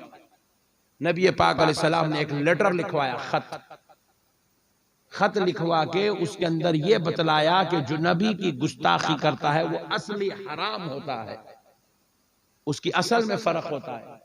ये लेटर लिखवा कर भिजा दिया हजरत हबीब बिन जैद के जरिए से। ले गए, झूमते हुए जा रहे हैं। कहां जा रहे हैं? जामे शहादत पीने जा रहे हैं, नामूसे रिसालत पे पहरा देने जा रहे हैं, इज्जत रसूल बचाने जा रहे हैं, अजमत रसूल का झंडा गाड़ने जा रहे हैं। और कहां जा रहे हैं? दुश्मन के निर्गे में जा रहे हैं। कहां जा रहे हैं? वक्त के बादशाह के सामने सीना सिपर होने जा रहे हैं। कहां जा रहे हैं? दुश्मन रसूल की आंख में आंख डालने जा रहे हैं। कौन है? एक अदना दर्जे के सहाबी है। सामने वाला कौन है? अपने वक्त का बादशाह है, उससे मुकाबला करने जा रहे हैं। झूमते हुए जा रहे हैं, बस मस्त होके जा रहे हैं। सहाबा इकराम ने उनका जाना देखा तो बड़ा ताज्जुब करे कि ये कोई इनाम लेने जा रहा है जो ऐसे जा रहा है, इस शान से जा रहे हैं। हबीब बिन जैद पहुंच गए गुस्ताखे रसूल के पास। पहुंच के कहने लगे, ए बादशाह, मेरे मुस्तफा ने तुझे लिए खत भेजा है। क्या खत है दर्दो? तो उसने समझा कि शायद सुलहनामा होगा, मेल मिलाप की बात होगी, मोहब्बत प्यार की बात कर रहे होंगे। उसने क्या किया? बांगे दहल पढ़ना शुरू किया। 1.5 होशियार समझा कि शायद मेरी शान बड़ाई बयान होंगी, समझ के पढ़ना शुरू किया सबके सामने। बेवकूफ पढ़ा, उसके अंदर यह लिखा हुआ था कि तू नस्ल हराम है। पढ़ दिया, और मोहम्मद जो कहते वो गलत होता नहीं। ये बात तो मुसलमानों को नहीं, काफिरों को भी मालूम थी। जैसे ही पढ़ दिया, उसकी इतनी इंसल्ट हुई, इतनी इंसल्ट हुई, इतनी जिल्लत हुई पूरे दरबार में, पूरे दरबारियों के सामने, कि अब वो गुस्से में आकर तलवार खींच दिया। खींच के कहने लगा, है हबीब बिन ज़ैद, तू ये खत लेकर आया है? बोले हाँ मैं लेकर आया हूं। तू जानता है इसमें मेरी बुराई लिखी है? बोले हाँ मैं जानता हूं तेरी बुराई लिखी है। क्या तू भी यही कहता है जो तेरा मोहम्मद कहता है? का खुदा की कसम, मेरे नबी ने जो कह दिया वही हक है, हक है, हक है। तू नस्ल हराम है, तेरी असल में फर्क है। जैसे ही उन्होंने ये उसके महल में, उसके दरबार में ये नारा बुलंद किया, नबी ने जो कहा वो हक है, तू नस्ल हराम है, तलवार उठाकर जो हक है कह के जो हाथ हला रहे थे, हाथ पे मारा तो हाथ यहां से कट गया, हाथ कट के नीचे गिर गया हबीब बिन ज़ैद रज़ियल्लाहु अन्हु का। फिर उसके बाद ये हाथ उठा के कहने लगे, हक है, मोहम्मद ने जो कहा हक है। तू नस्ल हराम है जो मेरे नबी की गुस्ताखी करता है। एक हाथ कट के नीचे गिरा हुआ है, खून के फव्वारे जारी है, और जुबान से कलाम ये निकल रहा है कि मेरे नबी ने जो कहा हक है। फिर उसने क्या किया? फिर तलवार चलाई, ये हाथ भी काट दिया, दोनों हाथ कट गए, दोनों बाजू कट गए, दोनों बाजू शहीद हो गए। फिर भी उसके बावजूद हजरत हबीब बिन ज़ैद कह रहे हैं, रसूल अल्लाह ने जो कहा वो हक है, वो हक है, वो हक है। इसी दर्द और तकलीफ में उनकी जान चली गई, रूह कब्ज हो गई, शहीद हो गए। मगर मुस्तफा जाने रहमत की इज्जत पे पहरा देना नहीं छोड़े, रसूल अल्लाह की अजमत का झंडा लहराना नहीं छोड़े। बतला दिया दुनिया वालों को, मोहम्मद के नाम पे मरने वाले ऐसे होते हैं। मेरे प्यारे बुजुर्ग और दोस्तों, हमारे आका करीम अलैहिस्सलाम के सदक़े जाए, अल्लाह ने हमें इतनी इज्जत और शान, इतने मर्तबे वाले, इतने जाहो जलाल वाले, इतने रुतबे वाले नबी का गुलाम बना के पैदा किया। देखो, अल्लाह चाहता तो अपने को कहीं भी पैदा कर सकता था, हजरत आदम की उम्मत में भी पैदा कर सकता था, हजरत इब्राहिम की उम्मत में, हजरत मूसा की, हजरत ईसा की, कहीं भी पैदा हो सकते थे, कहीं भी पैदा कर सकता था। लेकिन खुदा की कसम है, अल्लाह की हम पर यह मेहरबानी है, अल्लाह ने कहीं और नहीं, हमें मुस्तफ़ा का उम्मती बनाकर पैदा कर दिया, ताजदार करम का गुलाम बनाकर पैदा कर दिया। क्या बनाकर? जरा बोलो, और जरा जोर से बोलो, गुलाम बनाकर। क्या बनाकर? फिर बोलो। हाँ, अगर आपसे कोई भी पूछे आप कौन है, तो आप बोलना मैं गुलाम मुस्तफ़ा हूं। अपना तारुफ बस इतना ही है, अपन अल्लाह के बंदे हैं, मुस्तफ़ा के गुलाम, इतना ही तारुफ है। सब बेकार बात है सब। मैं वो, मेरा बिजनेस है, मेरा वो बिल्डिंग है, मेरा वो कारोबार है, मेरी वो गाड़ी है, मेरे वो जोरू है, मेरे वो बच्चे, सब बेकार बात है। मारे बाद जोरू दूसरे को कर ले रही, मरे बाद पोटे खबर को नहीं आ रहे। हाँ भाई, कौन आ रहे खबरों को? बाप मारा बोटे, दालो गड़े में लोग बुड्ढे को छोड़ो कर रहे, कोई भी नहीं पूछ रहे। अपन क्या कर रहे? अपन घर बना रहे, घर बना के अपने नाम से लिख ले रहे, का शान ए अजीज। अजीज साहब बिल्डिंग बना के लिख रहे, का शान ए अजीज। मरते की पुट्टे बिल्डिंग भेज दे, दूसरी बिल्डिंग लेंगे। उन्हें जा क्या कर रहा? अपने पैसों से उन्हें क्या कर रहा? का शान है अब्दुल हमीद बना रहा। अरे वो बाजीज की बेचा, हमीद की बना लिया। ये दुनिया है यार, ये सब बेकार झमेले, सब बेकार झंझटे। यहाँ पे हम लोगों से हमें कुछ भी नहीं, हम सब बेकार बातें। ना बीवी हमारी, ना औलाद हमारी, ना दौलत हमारी, ना घर हमारा। हमारा घर है तो मरे बाद हमको घर में रखना था, नहीं इतना बड़ा घर है, कहीं तो भी आंगन में खबर बनाना था, कब्रिस्तान में कहीं गुदा ले। बोले हजरत ये आपका घर नहीं है, आपको जाना है अपने घर को। कहाँ है? कब्रिस्तान में। ये किसका? आपके बेटे का, आपकी बहू का, आपके दामाद का, आपकी जोरू का, आपके बच्चे का, आपका कुछ भी नहीं है। हाँ मेरे भाई, फैक्ट फैक्ट, खुदा की कसम फैक्ट। बीवी का इंतकाल हो जाए, वो शहर पे गैर महरम हो गई, इंतकाल होते ही निकाह से निकल गई, खलास निकाह टूट गया, निकाह टूट गया उसका। शौहर का इंतकाल हुआ, 4 महीने 10 दिन इद्दत गुजार ली, निकाह से निकल गई, खलास। जाओ दुनिया में जिसको चाहे ढूंढ ले, अपना सनम बना ले, किस्सा खत्म। हाँ जी भाई, ये अच्छे बातें हैं, रियल है, ये इस्लाम है। हंस के नको तुम लौट के सुनो, ये इस्लाम है। लेकिन खुदा की कसम एक क्वालिटी हमारे अंदर है जो जिंदगी में भी साथ में है, डोले में लेटे हैं साथ में है, दम निकल रहा है साथ में है, खबर में गए वो क्वालिटी हमारे साथ में है, वो फजीलत हमारे साथ में है, वो मर्तबा हमारे साथ में है। महशर में उठेंगे मर्तबा साथ में रहेगा, जन्नत में भी जाएंगे तो मर्तबा साथ में रहेगा। आप पूछे हजरत वो मर्तबा क्या है? बस एक है, हम गुलाम मुस्तफा है। नारे तकबीर, नारे रसालत, हम गुलामाने मोहम्मद है, जान देने से डरा नहीं करते, ये सर रहे ना रहे कोई परवाह नहीं करते।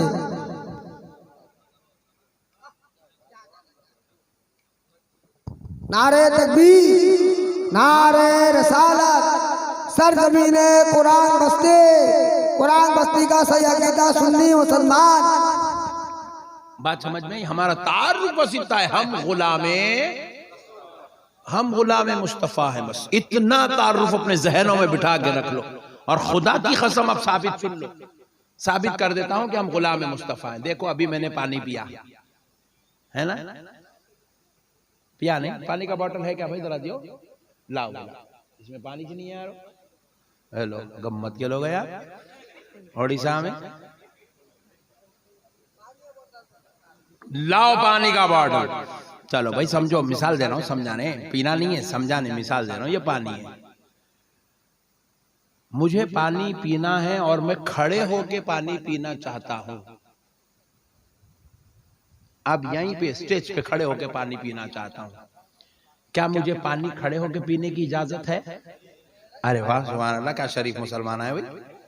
ओडिशा वाले तो बड़े डेंजर है भाई। पानी मेरा, मर्जी मेरी, जिस्म मेरा, प्यास मेरी, हल्लक मेरा, पेट मेरा, फिर मैं खड़े होके कहीं को नहीं पी सकता हूं। तो आप जवाब देंगे मौलाना पानी भी आपका है, मर्जी भी आपकी है, मगर इख्तियार मुस्तफा का है। आप वो नहीं कर सकते जो आप चाहते हैं, आपको वही करना पड़ेगा जो मदीने वाला चाहता है। बात समझ में आ गई? अपन कहां है भाई? लोग वो मैं, अबे हौले तू है कहां? तेरी चलती च नहीं ना। हम हैं मगर हमारी नहीं है। पॉइंट नोट करो आप, हम हैं मगर हमारी नहीं है। मर्जी तो है मगर चलती नहीं है, ख्वाहिश तो है मगर हो नहीं सकती, क्योंकि हमारी जिंदगियों पर मुस्तफा का कब्जा है, मुस्तफा का कब्जा है। अब देखो मैं खाना खाना चाह रहा, मेरा दिल बोल रहा, मैं टहलते हुए खाना खाना चाह रहा, इधर से उधर, उधर से इधर, निवाला लिया मुंह में, चाप लेते जाओ, चाप लेते आओ, फिर लियो, चाप लेते जाओ, चाप लेते आओ। मेरी तबीयत है भाई, मेरे दिल बोल रहा, मैं चाह रहा हूं भाई ऐसा मैं करूं, कर सकता हूं? जरा जोर से बोलिए। आपका दिल बोल रहा, आप कर सकते हैं? नहीं कर सकते। क्यों नहीं कर सकते? जिस्म आपका है, मर्जी आपकी है, मगर कब्जा मुस्तफा का है। हमारे ऊपर हमारा कंट्रोल नहीं है मेरे भाई, हमारे ऊपर मदीने वाले नबी का कंट्रोल चल रहा है। अजी हद तो ये है, शादी मालूम ना होगी नहीं, हुई नहीं। हाँ क्या है कि यूं कर रहे हैं बाद लोग, मेरे को डर हो रहा, नहीं भी क्या बोल के हो गई ना। बाद लोगों की दौड़ी भी बोल के एकदम वाइट हो गई, फिर भी कर रहे तो मेरे को डर आ रही, अभी तक नहीं कर ली है क्या? हो गई ना शादी? हाँ सुभान अल्लाह। शादी बेगम हमारी, हमारा उड़ीसा का पट्टा धूम धड़ाके से डीजे लगा के जा रहा बेगम के घर को, डीजे लगा के ओ पूरे जहां को बता दे रहा आज अपनी शादी है, बेगम लाने जा रहे हैं अपन। लाने बेगम लाने पहुंच गया। यहाँ पे खाजी साहब होते उड़ीसा में होते हैं ना, खाजी साहब दिखा दे। इन्हें तो पहुंच गया, खाजी साहब आइच नहीं। इन्हें 11 बजे पहुंच गया, खाजी साहब आइच नहीं। 12 बज गए, 1 बज गए, लोग खाना खा लिए, खाजी साहब आइच नहीं। मैं बोला अरे खाजी को मार गोली, तेरी बेगम पीछे बैठी हुई है, गोद में उठा ले लेके जा। क्यों खाजी के पीछे पड़ा हुआ है भाई? बेगम यार, बेगम लाइफ पार्टनर, जिंदगी की सबसे बेहतरीन खुशी, हसीन लम्हे, हसीन वक्त, हसीन घड़ियां इसके साथ होने वाली है। पट्टे उठा गोद में लेके जा घर को, खाजी को छोड़। नहीं मौलाना नहीं हो सकता। अरे मैं बोला कहीं को नहीं हो सकता। अरे तेरी बेगम उसका बाप तेरे को देने राजी है, तेरा बाप लेके जाने राजी है, ले जा रहे। नहीं मौलाना खादी साहब होना। बोले वो क्यों? बोले मौलाना खादी साहब आना, एजाबो कबूल कराना, 2 गवाहों को सामने बिठाना, फिर जो है खुतबे निकाह पढ़ना, सिग्नेचर होना, तो बेगम हलाल होना। नाच लिया वो तेरी मर्जी थी, सुबह में आया या रात में आया शादी खाने को तेरी मर्जी थी, मगर बेगम अब तेरी होना है ये मर्जी तेरी नहीं, ये मदीने वाले की मर्जी थी। हमारी बेगम भी हमारी मर्जी से नहीं होती। हमारी बेगम भी हमारे आका के इख्तियार से होती है। हम तो हम हैं, मगर हमारा कुछ भी नहीं है। हमारी पूरी जिंदगी पे कंट्रोल मुस्तफा का है। हम गुलाम है भाई, बस गुलाम है। गुलाम क्या है? हम बोलो जरा जोर से बोलो। गुलाम है मुफ्ती आजम ओडिशा। कौन है ना को पूछो, चुप बोल रहा हूं खाली समझाने के वास्ते। कौन है बोल के शुरू हो जाएंगे कहीं। मुफ्ती आजम ओडिशा मौलाना साहब रात में जलसे में थे, कल सुबह गए फजर की नमाज मस्जिद में नमाज पढ़ा रहे। पढ़ाते पढ़ाते मौलाना साहब अल्लाहु अकबर रकत बांध दिए। पूरी कौम कल सुबह फजर की नमाज में उनके पीछे, उन्हें भी रकत बांध दी। क्या कर रहे साहब? सूरह फातिहा पढ़े, जम्मा पढ़े मुफ्ती साहब, उसके बाद डायरेक्ट सजदे में चले गए। कौम बोली नालायक है क्या? रात में ज्यादा जगह, नींद का नशा उतरा नहीं क्या? अभी रुकू नहीं करे, सजदा करे। मुफ्ती साहब बोले मेरी मर्जी, पहले सजदा करूंगा बाद में रुकू करूंगा। उन्होंने बोले मुंह फोड़ देता हूं। बोले क्यों? मेरी मर्जी है भाई, मैं नमाज पढ़ रहा हूँ, सजदा भी अल्लाह को है, रुकू भी अल्लाह को है, क़ियाम भी अल्लाह को है, क़ायदा भी अल्लाह को है। कभी सजदा पहले कर लूंगा बाद में रुकू करूंगा, कभी पहले क़ियाम करूंगा बाद में क़ायदा करूंगा, पहले क़ायदा पहला करूंगा बाद में फिर रुकू करूंगा, मेरी मर्जी। तो बोले मर्जी आपकी कुछ नहीं चलती जनाब, 1400 साल हो गए, यहाँ पर वलियों की मर्जी नहीं चली, सालेहीन की मर्जी नहीं चली, अइम्मा की मर्जी नहीं चली, यहाँ पर तो मर्जी सिर्फ आमिना के लाल की चलती है। नबी ने जो सिखा दिया, क़यामत की सुबह तक कायनात का कितना भी बड़ा मुफ्ती हो, अल्लामा हो, अल्लामातुद्दहर हो, हजरत जी हो, पीर साहब क़िबला हो, सूफी हो, वली हो, खुतुब हो, खलंदर हो, शहबाज हो, गौस हो, ख्वाजा हो, सबको नमाज वैसे ही पढ़ना है जैसे आमिना के लाल ने सिखाया है। जिस्म हमारा है, इख्तियार और कंट्रोल मदीने वाले मुस्तफा का है। नारे तकबीर, नारे रिसालत, साइंस है किताबत, पैगाम इस्लाम। बात समझ में आ गई दोस्तों? हम गुलाम है मेरे भाई, हम गुलाम। हमारा तारुफ बस इतना है, हम गुलाम है। इसके अलावा हमारा कोई दूसरा तारुफ नहीं है, कोई दूसरा हमारा तारुफ नहीं है। बस हम इतने हैं कि हम जिस्म हमारा है, कंट्रोल मुस्तफा का है। आपको दाढ़ी निकली, आपका दिल बोल रहा मैं दाढ़ी काट लेना, काट सकते? जरा जोर से बोलो। मगर यहाँ पट्टे काट के बैठे, कई को काटे समझ में नहीं आया। हाँ अपने पट्टे ये कई को काटा रे भाई नहीं मालूम। क्या हुआ काटे तो तेरे को बच्चियां पीछे पड़ रहे कोई भी नहीं मिल।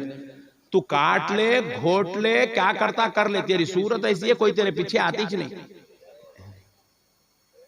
कम से कम दाढ़ी छोड़ ले, फरिश्ते तो पीछे रह जाएंगे नहीं। हाँ, प्यारे बुजुर्ग और दोस्तों, जरा मसले को समझो, दीन समझदारी का नाम है। चेहरा हमारा है। नक्शबंदी साहब दाढ़ी काट लो, नक्शबंदी साहब दाढ़ी नहीं काट सकते। क्यों नहीं काट सकते? चेहरा हमारा है, कंट्रोल मुस्तफा का है, कब्जा मुस्तफा का है।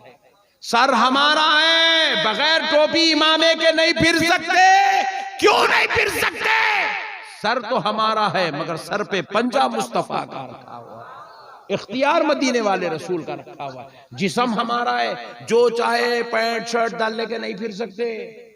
जैसा चाहे वैसे चड्डी पहन लिया, बनिन पहन लिया, गाड़ी ले लिया, रोड पे निकल गया, नहीं कर सकते। उड़ीसा वाले करे जैसा नहीं कर सकते था। क्यों नहीं कर सकते? जिस्म तो हमारा है, मगर लिबास पहनने का तरीका और कंट्रोलिंग मदीने वाले मुस्तफा की है।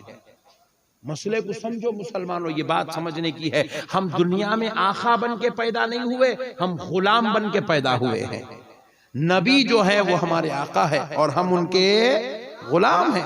हम गुलाम बन के पैदा हुए हैं और गुलाम को वही जिंदगी गुजारना है जो नबी मुकर्रम सल्लल्लाहु अलैहि वसल्लम ने जिंदगी गुजारने का तरीका सिखाया है। हुजूर के तरीके के अलावा हम कोई तरीका और इख्तियार नहीं कर सकते, नहीं कर सकते मेरे भाई। नबी पाक अलैहिस्सलाम ने बता दिया ऐसे सो वैसे ही सोना। हुजूर ने बता दिया मस्जिद में जाते वक्त सीधा पैर डालो, क़यामत तक पूरी नस्लें आती रहेंगी, कोई बायां पैर डाल के नहीं जा सकता, मेरे नबी के खिलाफ नहीं जा सकता, नहीं जा सकता मेरे भाई।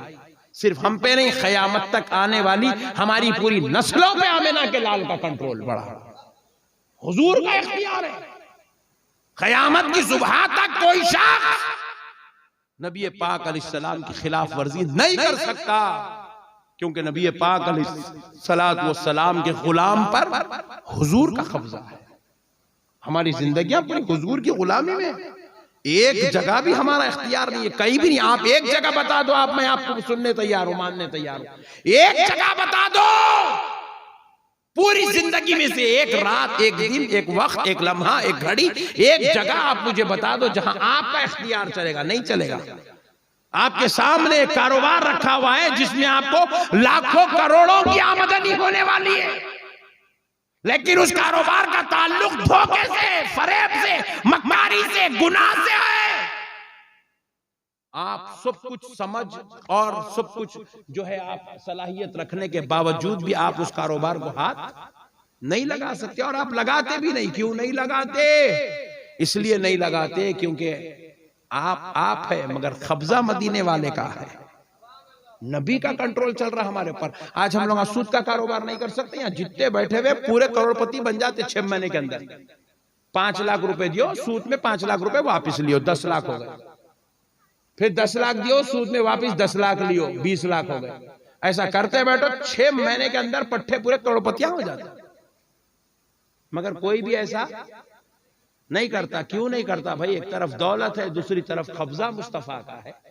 दौलत को लात मार देंगे, नबी की गुलामी में जिंदगी गुजारेंगे। यही तो ईमान है मेरे भाई। इसी चीज से तो दुनिया डर रही। इन्हें अपने मियां भाया कैसे रहते नहीं मैं छू।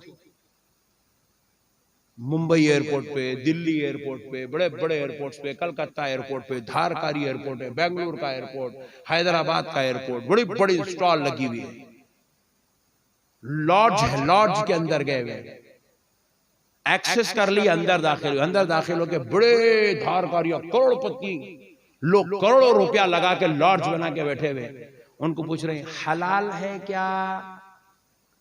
वो देखिए उसकी पूरी लाल पीली होती। उन्हें बोलता यहाँ के इतनी बड़ी नेमतें रखी हुई है, या हलाल पूछ रहा। तो हम उसको एहसास दिलाते हैं कि नादान, तुझ में और हम में फर्क है। तू जो मिले कुत्ते के पेट को खा जाता है, हम वही खाते हैं जो खाने की मदीने वाले मुस्तफा ने इजाजत दी। नारे तकबीर, नारे रिसालत, सरकार मुजाहिद मिल्लत, सरकार मुजाहिद मिल्लत।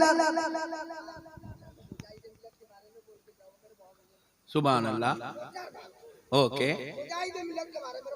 जुबान अल्लाह, ये तो आखिरी आशिक है यार, मुजाहिदे मिल्लत, इसको छोड़ के कैसे है?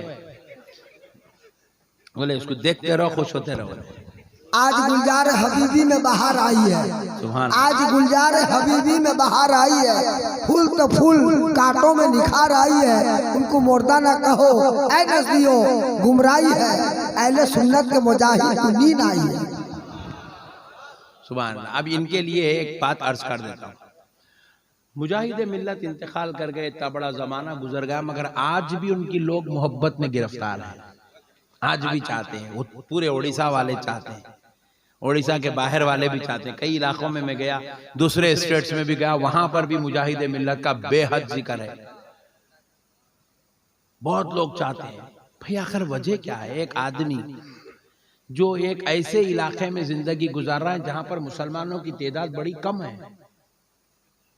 एक ऐसे इलाके में जिंदगी गुजारा है जहां पर इल्म याफ्ता लोगों की तादाद भी बड़ी कम है, एक ऐसे इलाके में जिंदगी गुजारा है जहां पे बेचारे मजदूर पेशा लोग बहुत बड़ी तादाद में रहते हैं, लेकिन एक दिलों पे राज चल रहा है, ना उनका खानदानी कोई ताल्लुक है, ना उनका कोई जो है खूनी रिलेशन है, ना उनसे कोई जो है हसबी नसबी ताल्लुक है, वो सैयद जादे आले रसूल है और हम जो है दुनियादार लोग हैं, हमारा कारोबार तिजारत मजदूरी वेड़ा लगा हुआ है। आप जरा गौर कीजिएगा, उनसे क्या ताल्लुक है जिसकी बुनियाद पे आज पूरे उड़ीसा वाले हजरत मुजाहिद मिल्लत की जुबान पर एक तरफ होने को तैयार है, एक प्लेटफॉर्म पे खड़े होने को तैयार है, एक आवाज पे जमा होने को तैयार है। दिलों में इतनी मोहब्बत क्यों है? तो बारगाह इलाही से जवाब आती है, जो मेरे मुस्तफा का हो जाता है वो अपनी कौम का इमाम बना दिया जाता है। दिल तो मुजाहिद मिल्लत का था, मगर कब्जा मदीने वाले मुस्तफा का था, वहां पर तड़प हबीब खुदा की थी। नाम तो इनका हबीब था, मगर मोहब्बत उस हबीब की बैठी हुई थी।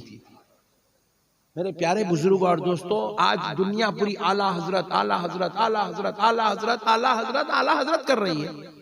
क्या बात है भाई, आला हजरत से ना हमारा कोई खूनी रिलेशन है, आला हजरत से ना हमारा कोई जो है खानदानी ताल्लुक है, मगर फिर भी हमारे दिलों में अपने बाप से ज्यादा आला हजरत की मोहब्बत बैठी हुई है। अपने दोस्तों से ज्यादा हम आला हजरत से प्यार करते हैं, मोहब्बत करते हैं, उनका जिक्र करते हैं, उनका चर्चा करते हैं, उनके बारे में मनखिबत खानी करते हैं, अपने बयानों में उनका तस्करा करते हैं, उनके अशार पढ़ते हैं, उनसे मोहब्बत करते हैं। बात क्या है? तो जवाब मिला, बात सिर्फ इतनी है, आला हजरत को कोई उनके फतवे की वजह से ये ताल्लुक नहीं है, उनके शेर और शायरी की वजह से ये मोहब्बत नहीं है। आला हजरत से दुनिया मोहब्बत इसलिए करती है क्योंकि आला हजरत मदीने वाले मुस्तफा से मोहब्बत करते हैं। नारे तकबीर, नारे रिसालत, मसदक आला हजरत सरकार हुजूर मुजाहिद मिल्लत। मुफ्ती तो बहुत गुजरे ना भाई, बहुत सारे, जैसे फतावे रज़विया, वैसे तो और कई फतावे हैं। किसी फतावे की वजह से किसी का ये मुकाम नहीं बनता, किसी का ये मुकाम बनता है तो इश्क़ रसूल की वजह से बनता है। सरकार आला हजरत को जो इश्क़ रसूल नसीब हुआ था, ये उसी इश्क़ रसूल की शमा है जो आज हर दिल में इश्क़ आला हजरत बन के भड़क रही है, आज हर दिल में भड़क रही है। मेरे प्यारे बुजुर्ग और दोस्तों, मसाइल को समझो। आज अगर आप कामयाब होना चाहते हैं, कामरान होते हैं, तो दौलत से कोई कामयाब नहीं होता, मगर इसका मतलब ये नहीं है कि आप दौलत न को कमाओ, नहीं बोल रहा हूं मैं। कई कल से नौकरी को जाना छोड़ देंगे, पहले ला रहे तो 2000-4000 रोजाना, वो भी छोड़ देंगे। 500 रुपए 1000 रुपए ला रहे हैं, तो वो बड़ी मुश्किल से आ रहे हैं, उसके अंदर गुजारा ही नहीं हो रहा। पेट्रोल बढ़ाने गए तो 120 रुपए हमारे हैदराबाद में, हाँ 120 रुपए, मुर्दा निकल जाना पेट्रोल पंप पे गए तो। इतने बुरे हालात है पेट्रोल पंप के। अब तो नई न्यूज मिली, राजस्थान में 2000 पेट्रोल पंप बंद हो गए। अरे मैं बोला कई को रे भाई, अब तो दवा के पैसे गिनने का टाइम है, आप कई को बंद करके बैठो, पेट्रोल मिल रही नहीं। लोग आज समझ रहे हैं मुसलमान को बोल के हम लोग खुश है, अबे हवले तू हमको बोल के खाली माइंड डाइवर्ट कर रहा, पट्टे तेरी नींद उड़े हुई है रातों की। तू सोना चाहे तो तेरे को दाल का रेट सोने नहीं दे रहा, पेट्रोल तेरी आंखों में फिर रहा, रोजाना हुर्र हुर्र हुर्र हुर्र कर रहा। हाँ, आपको नहीं मालूम है, आप लोग समझे हुए नहीं है, आप लोग अपने को लगा दिया काम पे, उसको मालूम है मियाँ भैया उठ गए तो मसला पूरा टेढ़ा होता। बैंका उठा लेके लोग भाग जा रहे हैं। आज की न्यूज है, आज की न्यूज है, ऑथेंटिक न्यूज है। 8,000 हिंदुस्तान के 8,000 फर्स्ट लेवल के जो अमीर लोग हैं, फर्स्ट लेवल के हाईएस्ट लेवल के जो अमीर लोग हैं, वो इंडिया छोड़ के अदर कंट्रीज में अपना बिजनेस सेटअप कर रहे हैं, क्योंकि अब उनको यहाँ पे कोई इनकम नजर नहीं आ रही। उन्हें बोलो मुसलमानों को सताओ डार्लिंग, तुम हमारे सताते, हम मियाँ भाई है मियाँ भाई। तुम ये नको देखो हमारे पीछे कौन सीएम बैठा हुआ, हमारे पीछे कोई सीएम नहीं है, हमारे पीछे कोई एमएलए नहीं है, हमारे पीछे कोई एमपी नहीं है, मगर खुदा की कसम हमारे पीछे अजमेर वाला ख्वाजा हमारे पीछे है, बगदाद वाला दाता हमारे पीछे है, नजफ वाला सैयद हमारे पीछे है, आमिना का लाल हबीबे खुदा हमारे पीछे है, सारी कायनात को चलाने वाला, तेरी सांसें देने वाला, तुझे उस कुर्सी पे बिठाने वाला रब हमारे पीछे है। नारे तकबीर, ख्वाजा का हिंदुस्तान, कुरान बस्ती का सही अकीदा सुन्नी मुसलमान। कहना सरकार सुभान अल्लाह सुभान अल्लाह। लोग समझ रहे हमारे पीछे कोई भी नहीं, अरे हमारे पीछे अल्लाह है, अल्लाह। मेरे प्यारे भाई, दुनिया समझ रही सताएंगे मुसलमान को, तुम कुछ भी नहीं सता सकते मुसलमान। मुसलमान 1400 साल से जालिमों को देख रहा, देखते देखते मुसलमानों के आंखें थक गए, इतने जालिमा देख लिया। हमारा नबी की विलादत से देख रहे हम जालिमों को, कभी अबू लहब की शक्ल में, कभी अबू जहल की शक्ल में, कभी मरवान की शक्ल में, कभी अब्दुल्ला इब्ने उबई की शक्ल में, कभी वलीद इब्ने मुगीरा की शक्ल में, कभी यजीद की शक्ल में। कई ऐसी शक्लें हमारी सामने आई जो हमने दुश्मनाने रसूल को, दुश्मनाने इस्लाम को देखा। पट्टे तुम यारो थोड़े दिन के वास्ते है, और कौम समझ रही कि हम 25 करोड़ मुसलमानों को सता गए, हाँ करेंगे। बेकार बात है, हम 25 करोड़ सताए गए तो तुम्हारे साथ के 100 करोड़ हमारे पीछे सताए जा रहे हैं। पेट्रोल का रेट हमारे वास्ते बढ़ा, पूरे 1.25 करोड़ के वास्ते बढ़ा नहीं। जीएसटी लाए, मुसलमान बोला है जान दे रे भाई, अपनी लारी है ही नहीं, ये सब चक्कर आ गए को तू ही रख ले रे बोल के दे दिए। मियाँ भाई ब्लैक मनी पकड़ेंगे, ब्लैक मनी पकड़ेंगे, ब्लैक मनी पकड़ेंगे, लेके आए नोटबंदी। मैं बोला वेरी गुड। लोग हम पूछे मेरे को क्या मौलाना बीजेपी से हाथ मिला लिया क्या, बहुत तारीफ कर रहे। मैं बोला हौले, नोटबंदी लाए तो मियाँ भाई का क्या नुकसान हुआ, ब्लैक मनी पकड़ने लाए कहते मियाँ भाइयों का नहीं, व्हाइट ही चिन्ह है, ब्लैक कहां से आती रहे हौले। मियाँ भाई कल भी दाल चटनी में खुश थे, मियाँ भाई आज भी दाल चटनी में खुश है। हमारा मकसद दुनिया में कमाना, रखना, खाना, बजाना, सो जाना नहीं है, हमारा मकसद दुनिया में इबादत करना, मुस्तफा के गीत गाना। हम कल भी खुश थे, हम आज भी खुश है। नोटबंदी आई, तुम्हारे लोगों को तकलीफ हुई, हमको क्या हुआ। हमारे जेब में कल 1000 की नोट थी, आज 500-500 के 2 है, नहीं तो कल 1000 के 2 थे, आज 2000 की 1 है।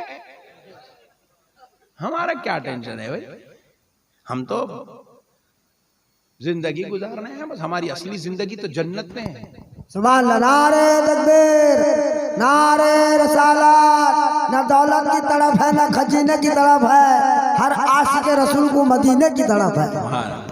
मगर बस अब मेरी तकरीर को मैं यहाँ रोक के एक अहम पैगाम आपके गोशे गुजार कर रहा हूँ, जरा इस पर तवज्जो का तालिब हूँ, आप मेरा साथ दें। इंशाल्लाह एक बेहतरीन प्यारी बात आपके गोशे गुजार करूंगा। मेरे प्यारे बुजुर्ग और दोस्तों, बिलखुसूस नौजवान साथियों, अल्लाह का वास्ता मेहनत करो, आगे बढ़ो, अपनी सलाहियतों का सही इस्तेमाल करो। ये चुप फजूल बेकार कामा करके लाइफ मत गुजारो।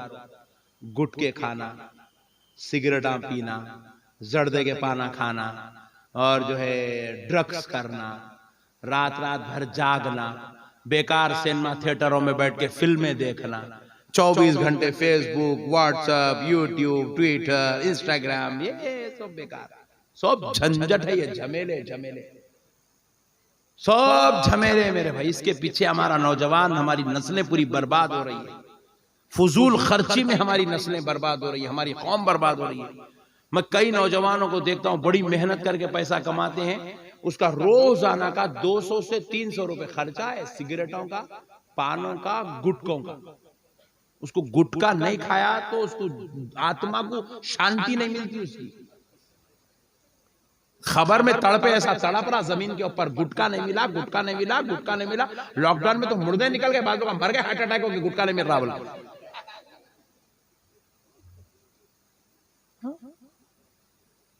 खाली बेकार चीजों में रोजाना 200 रुपए का खर्चा भाई, 200 रुपए, महीने को 6,000 रुपए, महीने को 8,000 रुपए, महीने को 10,000 रुपए, खाली अपने बेकार खर्चा। अच्छा फिर खास बात क्या है, हमारे हैदराबाद में घर में 5 आदमी है तो 1 आदमी 2 आदमी शौखा करते हैं। ये ओडिशा को है तो बाबा भी खा रहा, बेटा भी खा रहा, पोतरा भी खा रहा, दामाद भी खा रहा, साला भी खा रहा, भोनई भी खा रहा, अम्मा अम्मा जिसको देखो मेरे मुंह में चौका, खैरियत मौलाना, मौलाना खैरियत से है। अरे मैं बोला अच्छी तेरी खैरियत, तू पूछे जब से खराब हो गई बोला। आप यकीन नहीं मानेंगे, अल्लाह गवाह है, फिल वक्त मेरे को पूरी जर्दों के बो के बीच में बैठा हुआ, जर्दों की बो आ रही मेरे को पूरी इधर सामने से लेके आजू बाजू पूरे जर्दे जर्दे खतरनाक बो आ रही मेरे। आइंदा से अगरबत्ती लगा के बयान करने वाला हूं ओडिशा में, क्योंकि हम लोग खाते नहीं ना, हम लोग को ये एलर्जी होती है, इससे एलर्जी होती है, बो से भी एलर्जी होती है। क्या है भाई ये बेकार शौक है, कई के शौक है भाई। क्या होता, पान खाए तो कुछ भी मिलता, बोलो कल से मैं भी खाता, मैं भी खाता हूं मेरे भाई। सिगरेट पीने से कुछ फायदा है मेरे को, बोलो मैं भी कल से पीता हूं। सिगरेट की डब्बी दे बेचने वाला खुद काफिर है, मगर ईमानदारी से बेच रहा। सिगरेट की डब्बी के ऊपर सड़े हुए फेफड़े की फोटो डाल के बेच रहा। अबे पिया तो तेरा भी ऐसी छोटा देख, तो मियाँ भाई बोला ला रे ला हुए तो वे दे रे मार रहा। क्या है भाई ये बेकार शौक है, गंदे शौक है। सिगरेट पीना, गुटके खाना, गुटके डाल रहा हाथ में, मल रहा दबा रखना। क्या बात मुँह ऐसी करके बात करना, हाँ हाँ बेगम खाना निकाल दे क्या मेरे वास्ते, ये क्या है भाई। अच्छा मैं इतनी दूर हूं बैठे हुआ, मेरे को इतनी एलर्जी हो रही, वो बेचारी बेगम का हाल क्या हो रहा होगा जी। बच्चा अब्बू बोल के कूदा, अम्मा साड़ी, वो अल्लाह, ऐसा बाप देने से नहीं देता तो अच्छा था। उन्हें भी सोच रहा हूँ, नहीं कोई अच्छी बो तो नहीं है ना, जर्दे की कोई अच्छी बो तो नहीं है, गुटके कोई अच्छी बो तो नहीं है। आप ये तो नहीं बोलेंगे मौलाना मेरी सेंट के ऊपर आप एतराज कर रहे हैं, ऐसा तो आप नहीं बोल सकते। कैसी बेकार बो है भाई, गलीज मकरू बो है, वो कोई अच्छी चीज नहीं है मेरे भाई। आपके पूरे आर्गन्स अंदर, पूरे आपके फेफड़े खराब हो रहे हैं, आपके जो है तिल्ली खराब हो रही, कलेजी खराब हो रही, आपका पित्ता खराब हो रहा, आपका दिल खराब हो रहा। वक्त से पहले मैयता निकल जा रहे हैं नौजवानों के, 55 में उखड़ जा रहे हैं। क्या मरा, कैसा मारा, खा खा के मर गया खाली। हाँ भाई, हाँ सही बोल रहा हूँ। कितना हंस रहा देखो बेचारा मेरा भाई, इन्हें बेचारा फिर भी मुंह खोल के हंस रहा है, इसके मुंह में कुछ भी नहीं है। बाद में कर रहा, मुंह भी नहीं खोल सक रहा, हंसने काम मुंह में का गिर जाता कि कपड़ों पे बोल के, मुंह खोल के भी नहीं हंस रख रहा बेचारा, यहीं छे बैठे मजलिस के अंदर। क्या है भाई ये जिंदगी, क्या जिंदगी है यार। कुछ भी बात करना है पहले जा रहा तू क्या क्या बोल रहा, फिर बात करते हैं गलीज, वो मुंह में के छींटे निकल के सामने आ लेंगे। रसूल अल्लाह ये सिखाए हमको, ये है हमारे आदाब, ये हमारे अखलाक, ये हमारी इंसानियत। अल्लाह ताला अमानत के तौर पे एक जिस्म दिया, वो जिस्म को आप पूरा जो है गला दे रहे हैं, गलीज कर दे रहे हैं। वो जिस्म को आप पूरा अंदर से इतना फोकल कर दिया। अगर इसको बोले ये बकीट उठा बेटा, गुटके खाने वाले, सिगरेट पीने वाले, जर्दे खाने वाले, बकीट उठा के जरा 1-2 फ्लोर ऊपर चढ़ा, 1 फ्लोर तक जा रहा, जाके बेगम को बेगम जरा लेके चलो। अरे मरद तू नहीं लेके ये गुटके खाने वाले, सिगरेटा खाने वाले, बिड़ियां पीने वाले, ड्रग्स करने वाले, गांजे करने वाले, इन लोग अंदर से इतने फोखल है, इतने फोखल है, इनके पीछे अगर कुत्ता पड़ा समझो, रात में अगर कुत्ता काटने के लिए पीछे पड़ा, आधा किलोमीटर भाग के जाके भाग बोल के गिर जाता है। क्या हुआ? उखड़ गई सांस, खल्लास, बहुत भाग गया है। जिंदगी में इतना भी नहीं भाग सकता है। कई मरतबा दावतों में मैं देखा, मेरे सामने बैठ के लोग खाना खाते रहते, बैठो बैठो खाओ खाओ, बोले खाता मुंह में डाल के ऐसा अंदर घुसट रहा। अरे क्या हुआ मियां, सीधा आकर ले, क्या हुआ? मुंह नहीं खुल रहा, गुटके खा खा खा के मुंह इतना होगा उसका, मुंह नहीं खुल रहा उसका। मैं एक नौजवान की नमाज जनाजा पढ़ा, मेरे अजीज का दामाद, मेरे चाहने वालों का दामाद। उन्होंने बेचारे, मैं उनको कॉल किया, अरे भाई कहाँ है, मुलाकात नहीं बहुत दिनों, नहीं बोलना बेंगलुरु में हूँ। कहीं को गए बेंगलुरु? नहीं, वो जरा मेरे दामाद को लेके आया। कहीं को? भाई क्या हुआ? बच्चा अच्छा ही जना, परसों शादी हुई। जी हाँ मौलाना, दो छोटे छोटे बच्चे हैं, उसको जो है छोटी फुंसी भी यहाँ पे अंदर, उसका इलाज कराए, वहां बंद हो गई, यहाँ से पस निकलना शुरू होगा बाहर से, फिर यहाँ से इलाज कराए, वो इधर से फैलते फैलते या गर्दन पे शुरू हुआ, फिर यहाँ इलाज कराए, वो रीढ़ की हड्डी में उतर गया। या खाली पैक कर लेते जा रहे हैं, सीमेंट लगाते जा रहे हैं, बस खाली थोप लेते जा रहे हैं, वो अंदर अंदर फैलती जा रही है, वो गंदगी पूरी खलास, सीमेंट थोप ऐसा थोप रहे, दवा इधर से उधर फैल, रीढ़ की हड्डी में उतर गया कैंसर। हैदराबाद में इलाज नहीं है, बोले बेंगलुरु में स्पेशलिस्ट है, वहां लेके जाओ। बेंगलुरु में लेके वहां इलाज कराए। 32 साल की उम्र में बेंगलुरु से एम्बुलेंस में जनाजा डाल के हैदराबाद को लाए, लाके कॉल कर भी, मौलाना आइए नमाज जनाजा पढ़ाने। मैं गया नमाज, एक बच्ची 2 साल की, एक बच्ची 8 महीने की, जनाजा निकल गया, नमाज पढ़ाई। देखे तो इतना बेहतरीन, स्मार्ट, हैंडसम, जबरदस्त बच्चा डोले में लेटा हुआ है। वजह क्या? सिर्फ गुटके, सिर्फ जर्दा, सिर्फ ये सिगरेट, ये गंदा शौक जो 80 साल उम्र लिखा के लाया था, 50 साल कम करके 32 साल में मार डाला। अल्लाह के वास्ते मेरे भाइयों, अपने आप को बचाओ। नौजवानों, मैं देख रहा हूं, मेरे को बड़ी तकलीफ हुई, मैं आए जब से घर में बैठा हुआ हूं, जब से देख रहा हूं अब तक जितने लोग, मैं हर एक के मुंह में गुटखा है, हर एक के मुंह में गुटखा है, हर एक के मुंह में गुटखा है, हर एक के मुंह में गुटखा है। अरे क्या है भाई, अच्छे लोग ऐसे काम नहीं करते। आप काफिरों को देखो, चलो आप मेरे साथ चलो, मैं हॉलैंड गया, मैं जर्मनी गया बयान करने, बेल्जियम गया बयान करने, दुबई गया, नेपाल गया, कहीं पर भी इतना शौक गैरों में नहीं है जितना शौक हमारे इंडिया के मुसलमानों में है। पूरी बर्बाद है कौम, पूरी कौम बर्बाद, फोकल कौम। वक्त से पहले sugar, BP, heart patient, cancer, ये वो बला बत्तर, थायराइड, मट्टी, धूल सब खा जा रहा मुसलमानों। क्यों खा रहा भाई? मुसलमानों के शौक हैं इसे, मुसलमानों की ग़िज़ा गलत, मुसलमानों का अंदाज जिंदगी, तर्ज जिंदगी गलत, मुसलमानों का उठना बैठना गलत, मुसलमानों का रातों में सोना गलत, दिन में उठना गलत, जागना गलत, सोना गलत, सब गलत है मुसलमान। इसलिए आज मुसलमान सेहत के एतबार से भी बर्बाद, दौलत के एतबार से बर्बाद, अखलाक के एतबार से बर्बाद, हर एतबार से मुसलमान बर्बाद नजर आ रहा है। छोटी छोटी उम्रों में बच्चे यतीम, बीवियां बेवा हो रही हैं, छोटी उम्रों में। शराब पी रहे कई लोग, शराब पीने से हार्ट अटैक होता है। शराबी को आप देख लीजिए पलट के, कभी उन्हें 70 साल का 80 साल का नहीं होता शराबी, 55, 56, 57, 58, 60 तक गया तो बहुत बड़ा ग्रेट आदमी है। बड़ी उम्र नहीं होती मेरे भाई, जल्दी मर जाते ये लोग, जिस्म पूरा फोकल है। मेरे को एक साहब पूछे, मौलाना आप सॉलिड आवाज निकालते, मौलाना क्या बात है, बयान में आखिरी आवाज रहती है आपकी। बोला तेरे जैसा गुटके नहीं खाता ना, इसलिए निकालता हूं। बोला हाँ भाई, गुटके खाए तो आवाज ज्यादा। अगर आप लड़ लिए घर में, बेगम से भी लड़े समझो, बेगम डर गई, अरे मेरे से इतना डर रहा क्या इन्हें बोल के, क्योंकि उन्हें गुटके खा खा के अंदर से फोकल होगा, ज्यादा पुकारते सांस फूलना शुरू हो जा रही है उसकी, सुड़ियां चढ़े तो सांस फूल रही, भागे तो सांस फूल रही, ज्यादा देर बैठे बात करे तो सांस फूल रही, चले तो सांस फूल रही, पैदल नहीं चल सक रहा। नहीं मेरे प्यारे भाइयों, ऐसा मत बनो यार। ये पूरे आर्गन्स पूरे गलत, पूरे कमजोर कमजोर कमजोर कमजोर हो गए। अल्लाह ताला इंसान को अक्ल दिया, अक्ल से जरा गौर करो। चुनना है, चुनना, वाइट चुनना, लेके रोजाना क्या कर रहा है, कल्ले पे लगड़ो उसका। 4 दिन के बाद ये चमड़ा फट के निकल के यहाँ जख्म होना शुरू हो जाता, क्योंकि चुनने में उतनी तपिश है। और वो चुनना गुटके में भी मिले हुआ है, पान में भी मिले हुआ है, जर्दे में भी मिले हुआ है। रोजाना अपन खाते जा रहे हैं, खाते जा रहे हैं, खाते जा रहे हैं। दिन में 6-6, 8-8, 10-10 पाना, 6-6, 8-8, 10-10 पूड़ियां, 6-6, 8-8, 10-10 जर्दे दिन में खा जा रहे हैं। सोचो वो चुनना जाके अंदर की बारीक नालियों में, आंतों में जब जा रहा होगा तो उन लोगों का हाल क्या हो रहा होगा।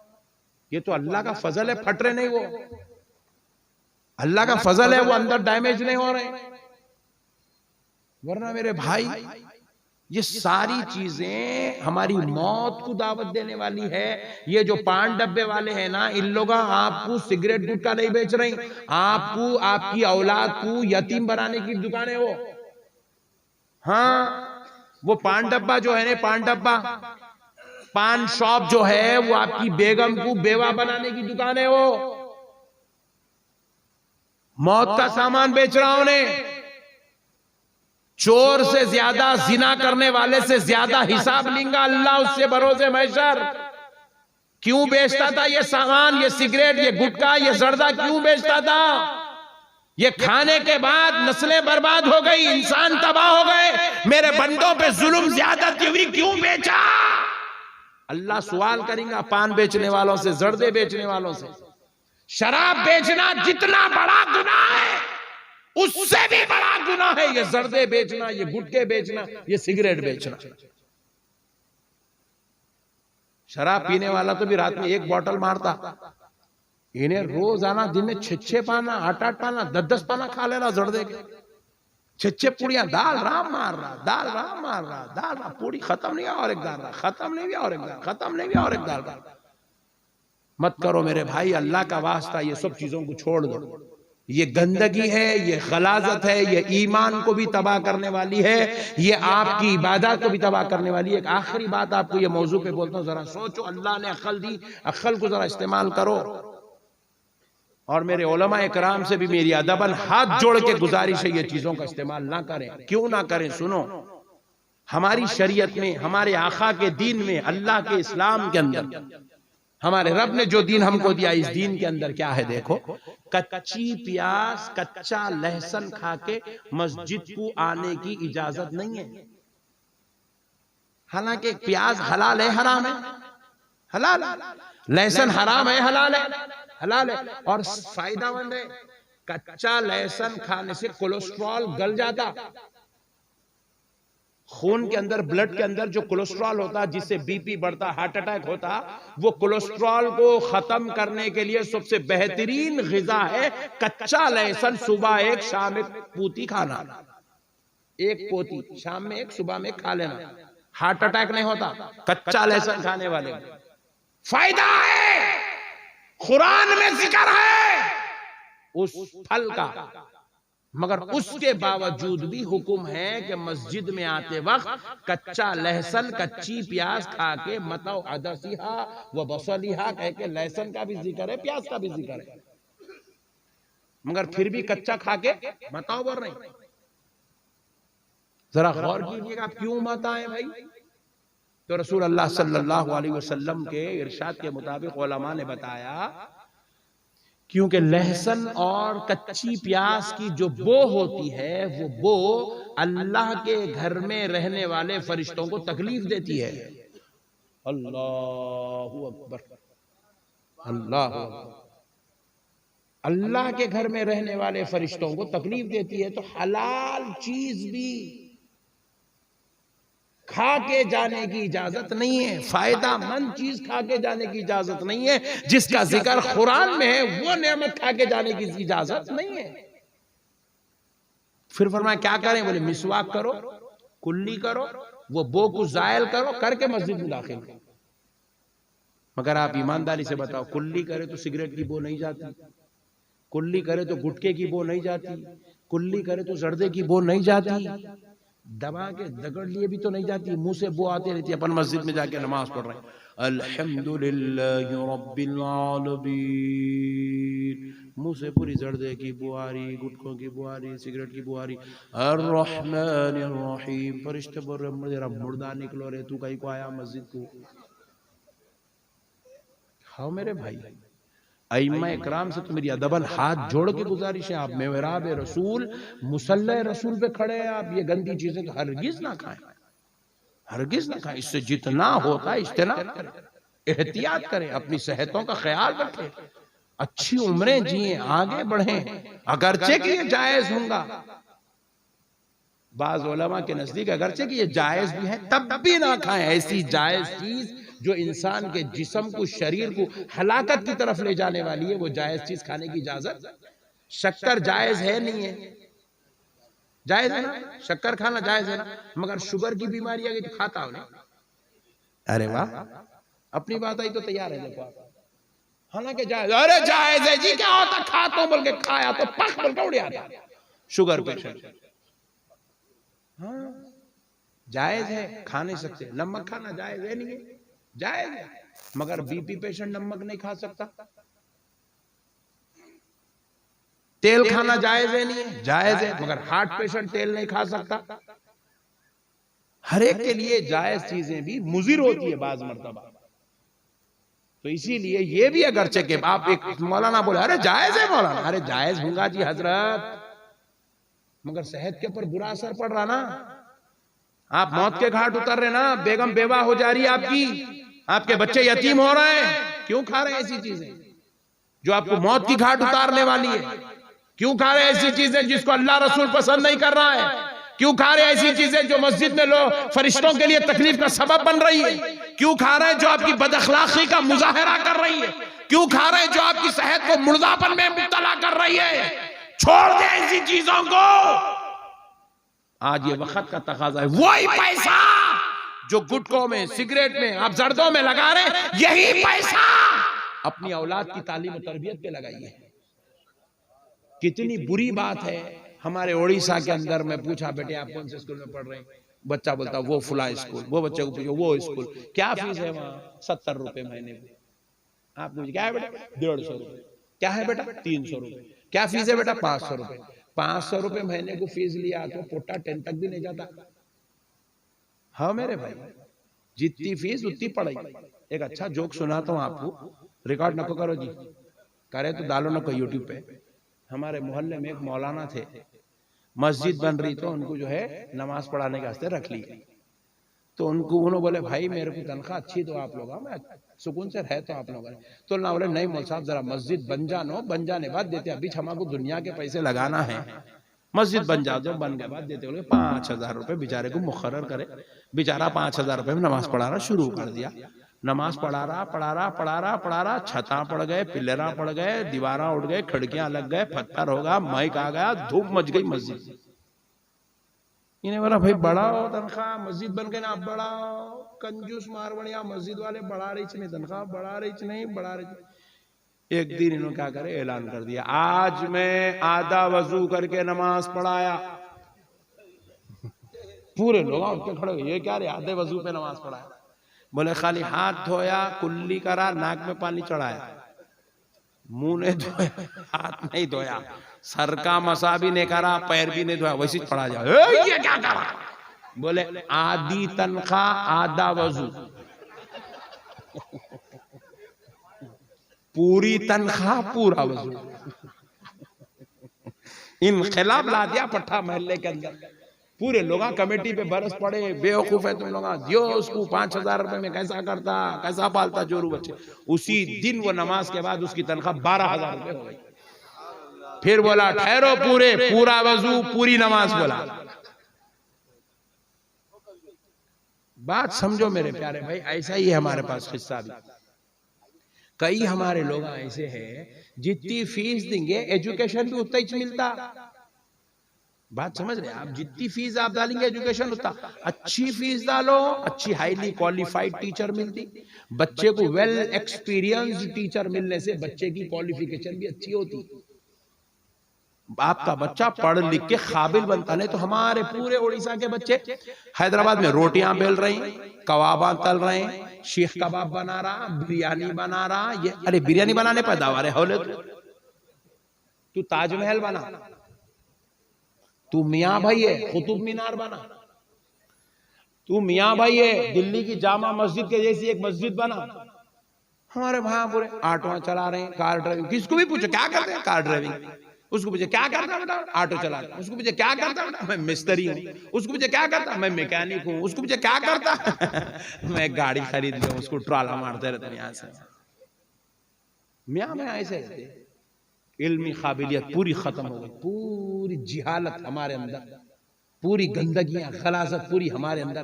कौम किसी से बात करने, एक कलेक्टर से बात करने की सलाहियत हमारे अंदर नहीं है, एक एमएलए से अपनी बात करके अपने मोहल्ले के हालात को मनवाने की सलाहियत हमारे अंदर नहीं है। आपका सीएम अगर आपको बुलाए, बुलाओ मुसलमानों को मैं बात करना चाह रहा हूं, तो एक मुसलमान भी उससे उसकी लैंग्वेज में पटनायक से बात नहीं कर सकता, नहीं कर सकता भाई, काबिलियत ही नहीं है, मुर्दा निकले हुआ है कौम का, पूरी की पूरी कौम बेकार पड़ी हुई है। हालांकि आप अगर पढ़ाना चाहो, खुदा की कसम अहमद नक्शबंदी का जुमला अपने कानों के जरिए अखलों और दिल में बसा लो, तुम्हारी नस्लों में अल्लाह ने ऐसे ऐसे हीरे पैदा किए हैं, तुम अगर सही उनको तालीम और तरबियत करो, तुम्हारी नस्लों में कलेक्टर बच्चे बैठे हुए हैं, तुम्हारी नस्लों में बड़े बड़े मैजिस्ट्रेट बैठे हुए हैं, तुम्हारी नस्लों में बड़े बड़े साइंसदान साइंटिस्ट बैठे हुए, तुम्हारी नस्लों में बड़े बड़े चार्टर्ड अकाउंटेंट बैठे हुए, तुम्हारी नस्लों में एक वक्त का सबसे बड़ा मुफ्ती, सबसे बड़ा अल्लामा, सबसे बड़ा हाफिज कुरान, सबसे बड़ा आलिम दीन तुम्हारी नस्लों में है। बशर्ते कि तुम उसको तालीम तो दो, उसको सही स्कूल को जाने तो दो, उसके लिए एक सही फैसला तो लो, अल्लाह के करम से एक सही फैसला तो लो अपने बच्चे के लिए। पैदा करे, पूछा मैं कहीं को पैदा करा, नहीं मालूम, अम्मी अब्बा शादी करे इन्हें पैदा हो गया, अच्छा शादी कहीं को कर लिया, वो भी नहीं मालूम, बड़ा हो गया, अम्मी बच्ची ढूंढे, शादी कर दिए, शादी हो गई, शादी कहीं को करा नहीं मालूम, बच्चे कहीं को पैदा करा नहीं मालूम, अब इसको क्या बनाने वाला है, कोई प्रोग्राम, पैदा होगा पुट्टा, खेलते खेलते खेलते खेलते उन्हें बड़ा हो जा रहा, कहीं को बड़ा हुआ रे नहीं मालूम, फिर इन्हें बुढ़ा होगा, घुटनों में दर्द, कमर में दर्द, मस्जिद में कुर्सी पे बैठ के नमाज पढ़ रहा, कहीं को बैठ के पढ़ रहा रे नहीं मालूम, कहीं को बुढ़ा हुआ नहीं मालूम, पख बोल के मर गया है, कहीं को मरा वो भी नहीं मालूम, फुगट में चलेगा दुनिया से, जाओ फुगट में चलेगा। आप यहूद और नसारा को देखिए, उनके पास बच्चा बाद में पैदा होता है, प्रोग्राम पहले तय होता है, प्रोग्राम पहले तय होता है। हमारे पास नस्लें तैयार हो गई, कोई प्रोग्राम नहीं है हमारे पास, कोई मंसूबा नहीं है औलाद के लिए, बेकार पैदा करके छोड़ दिए बच्चों को बस।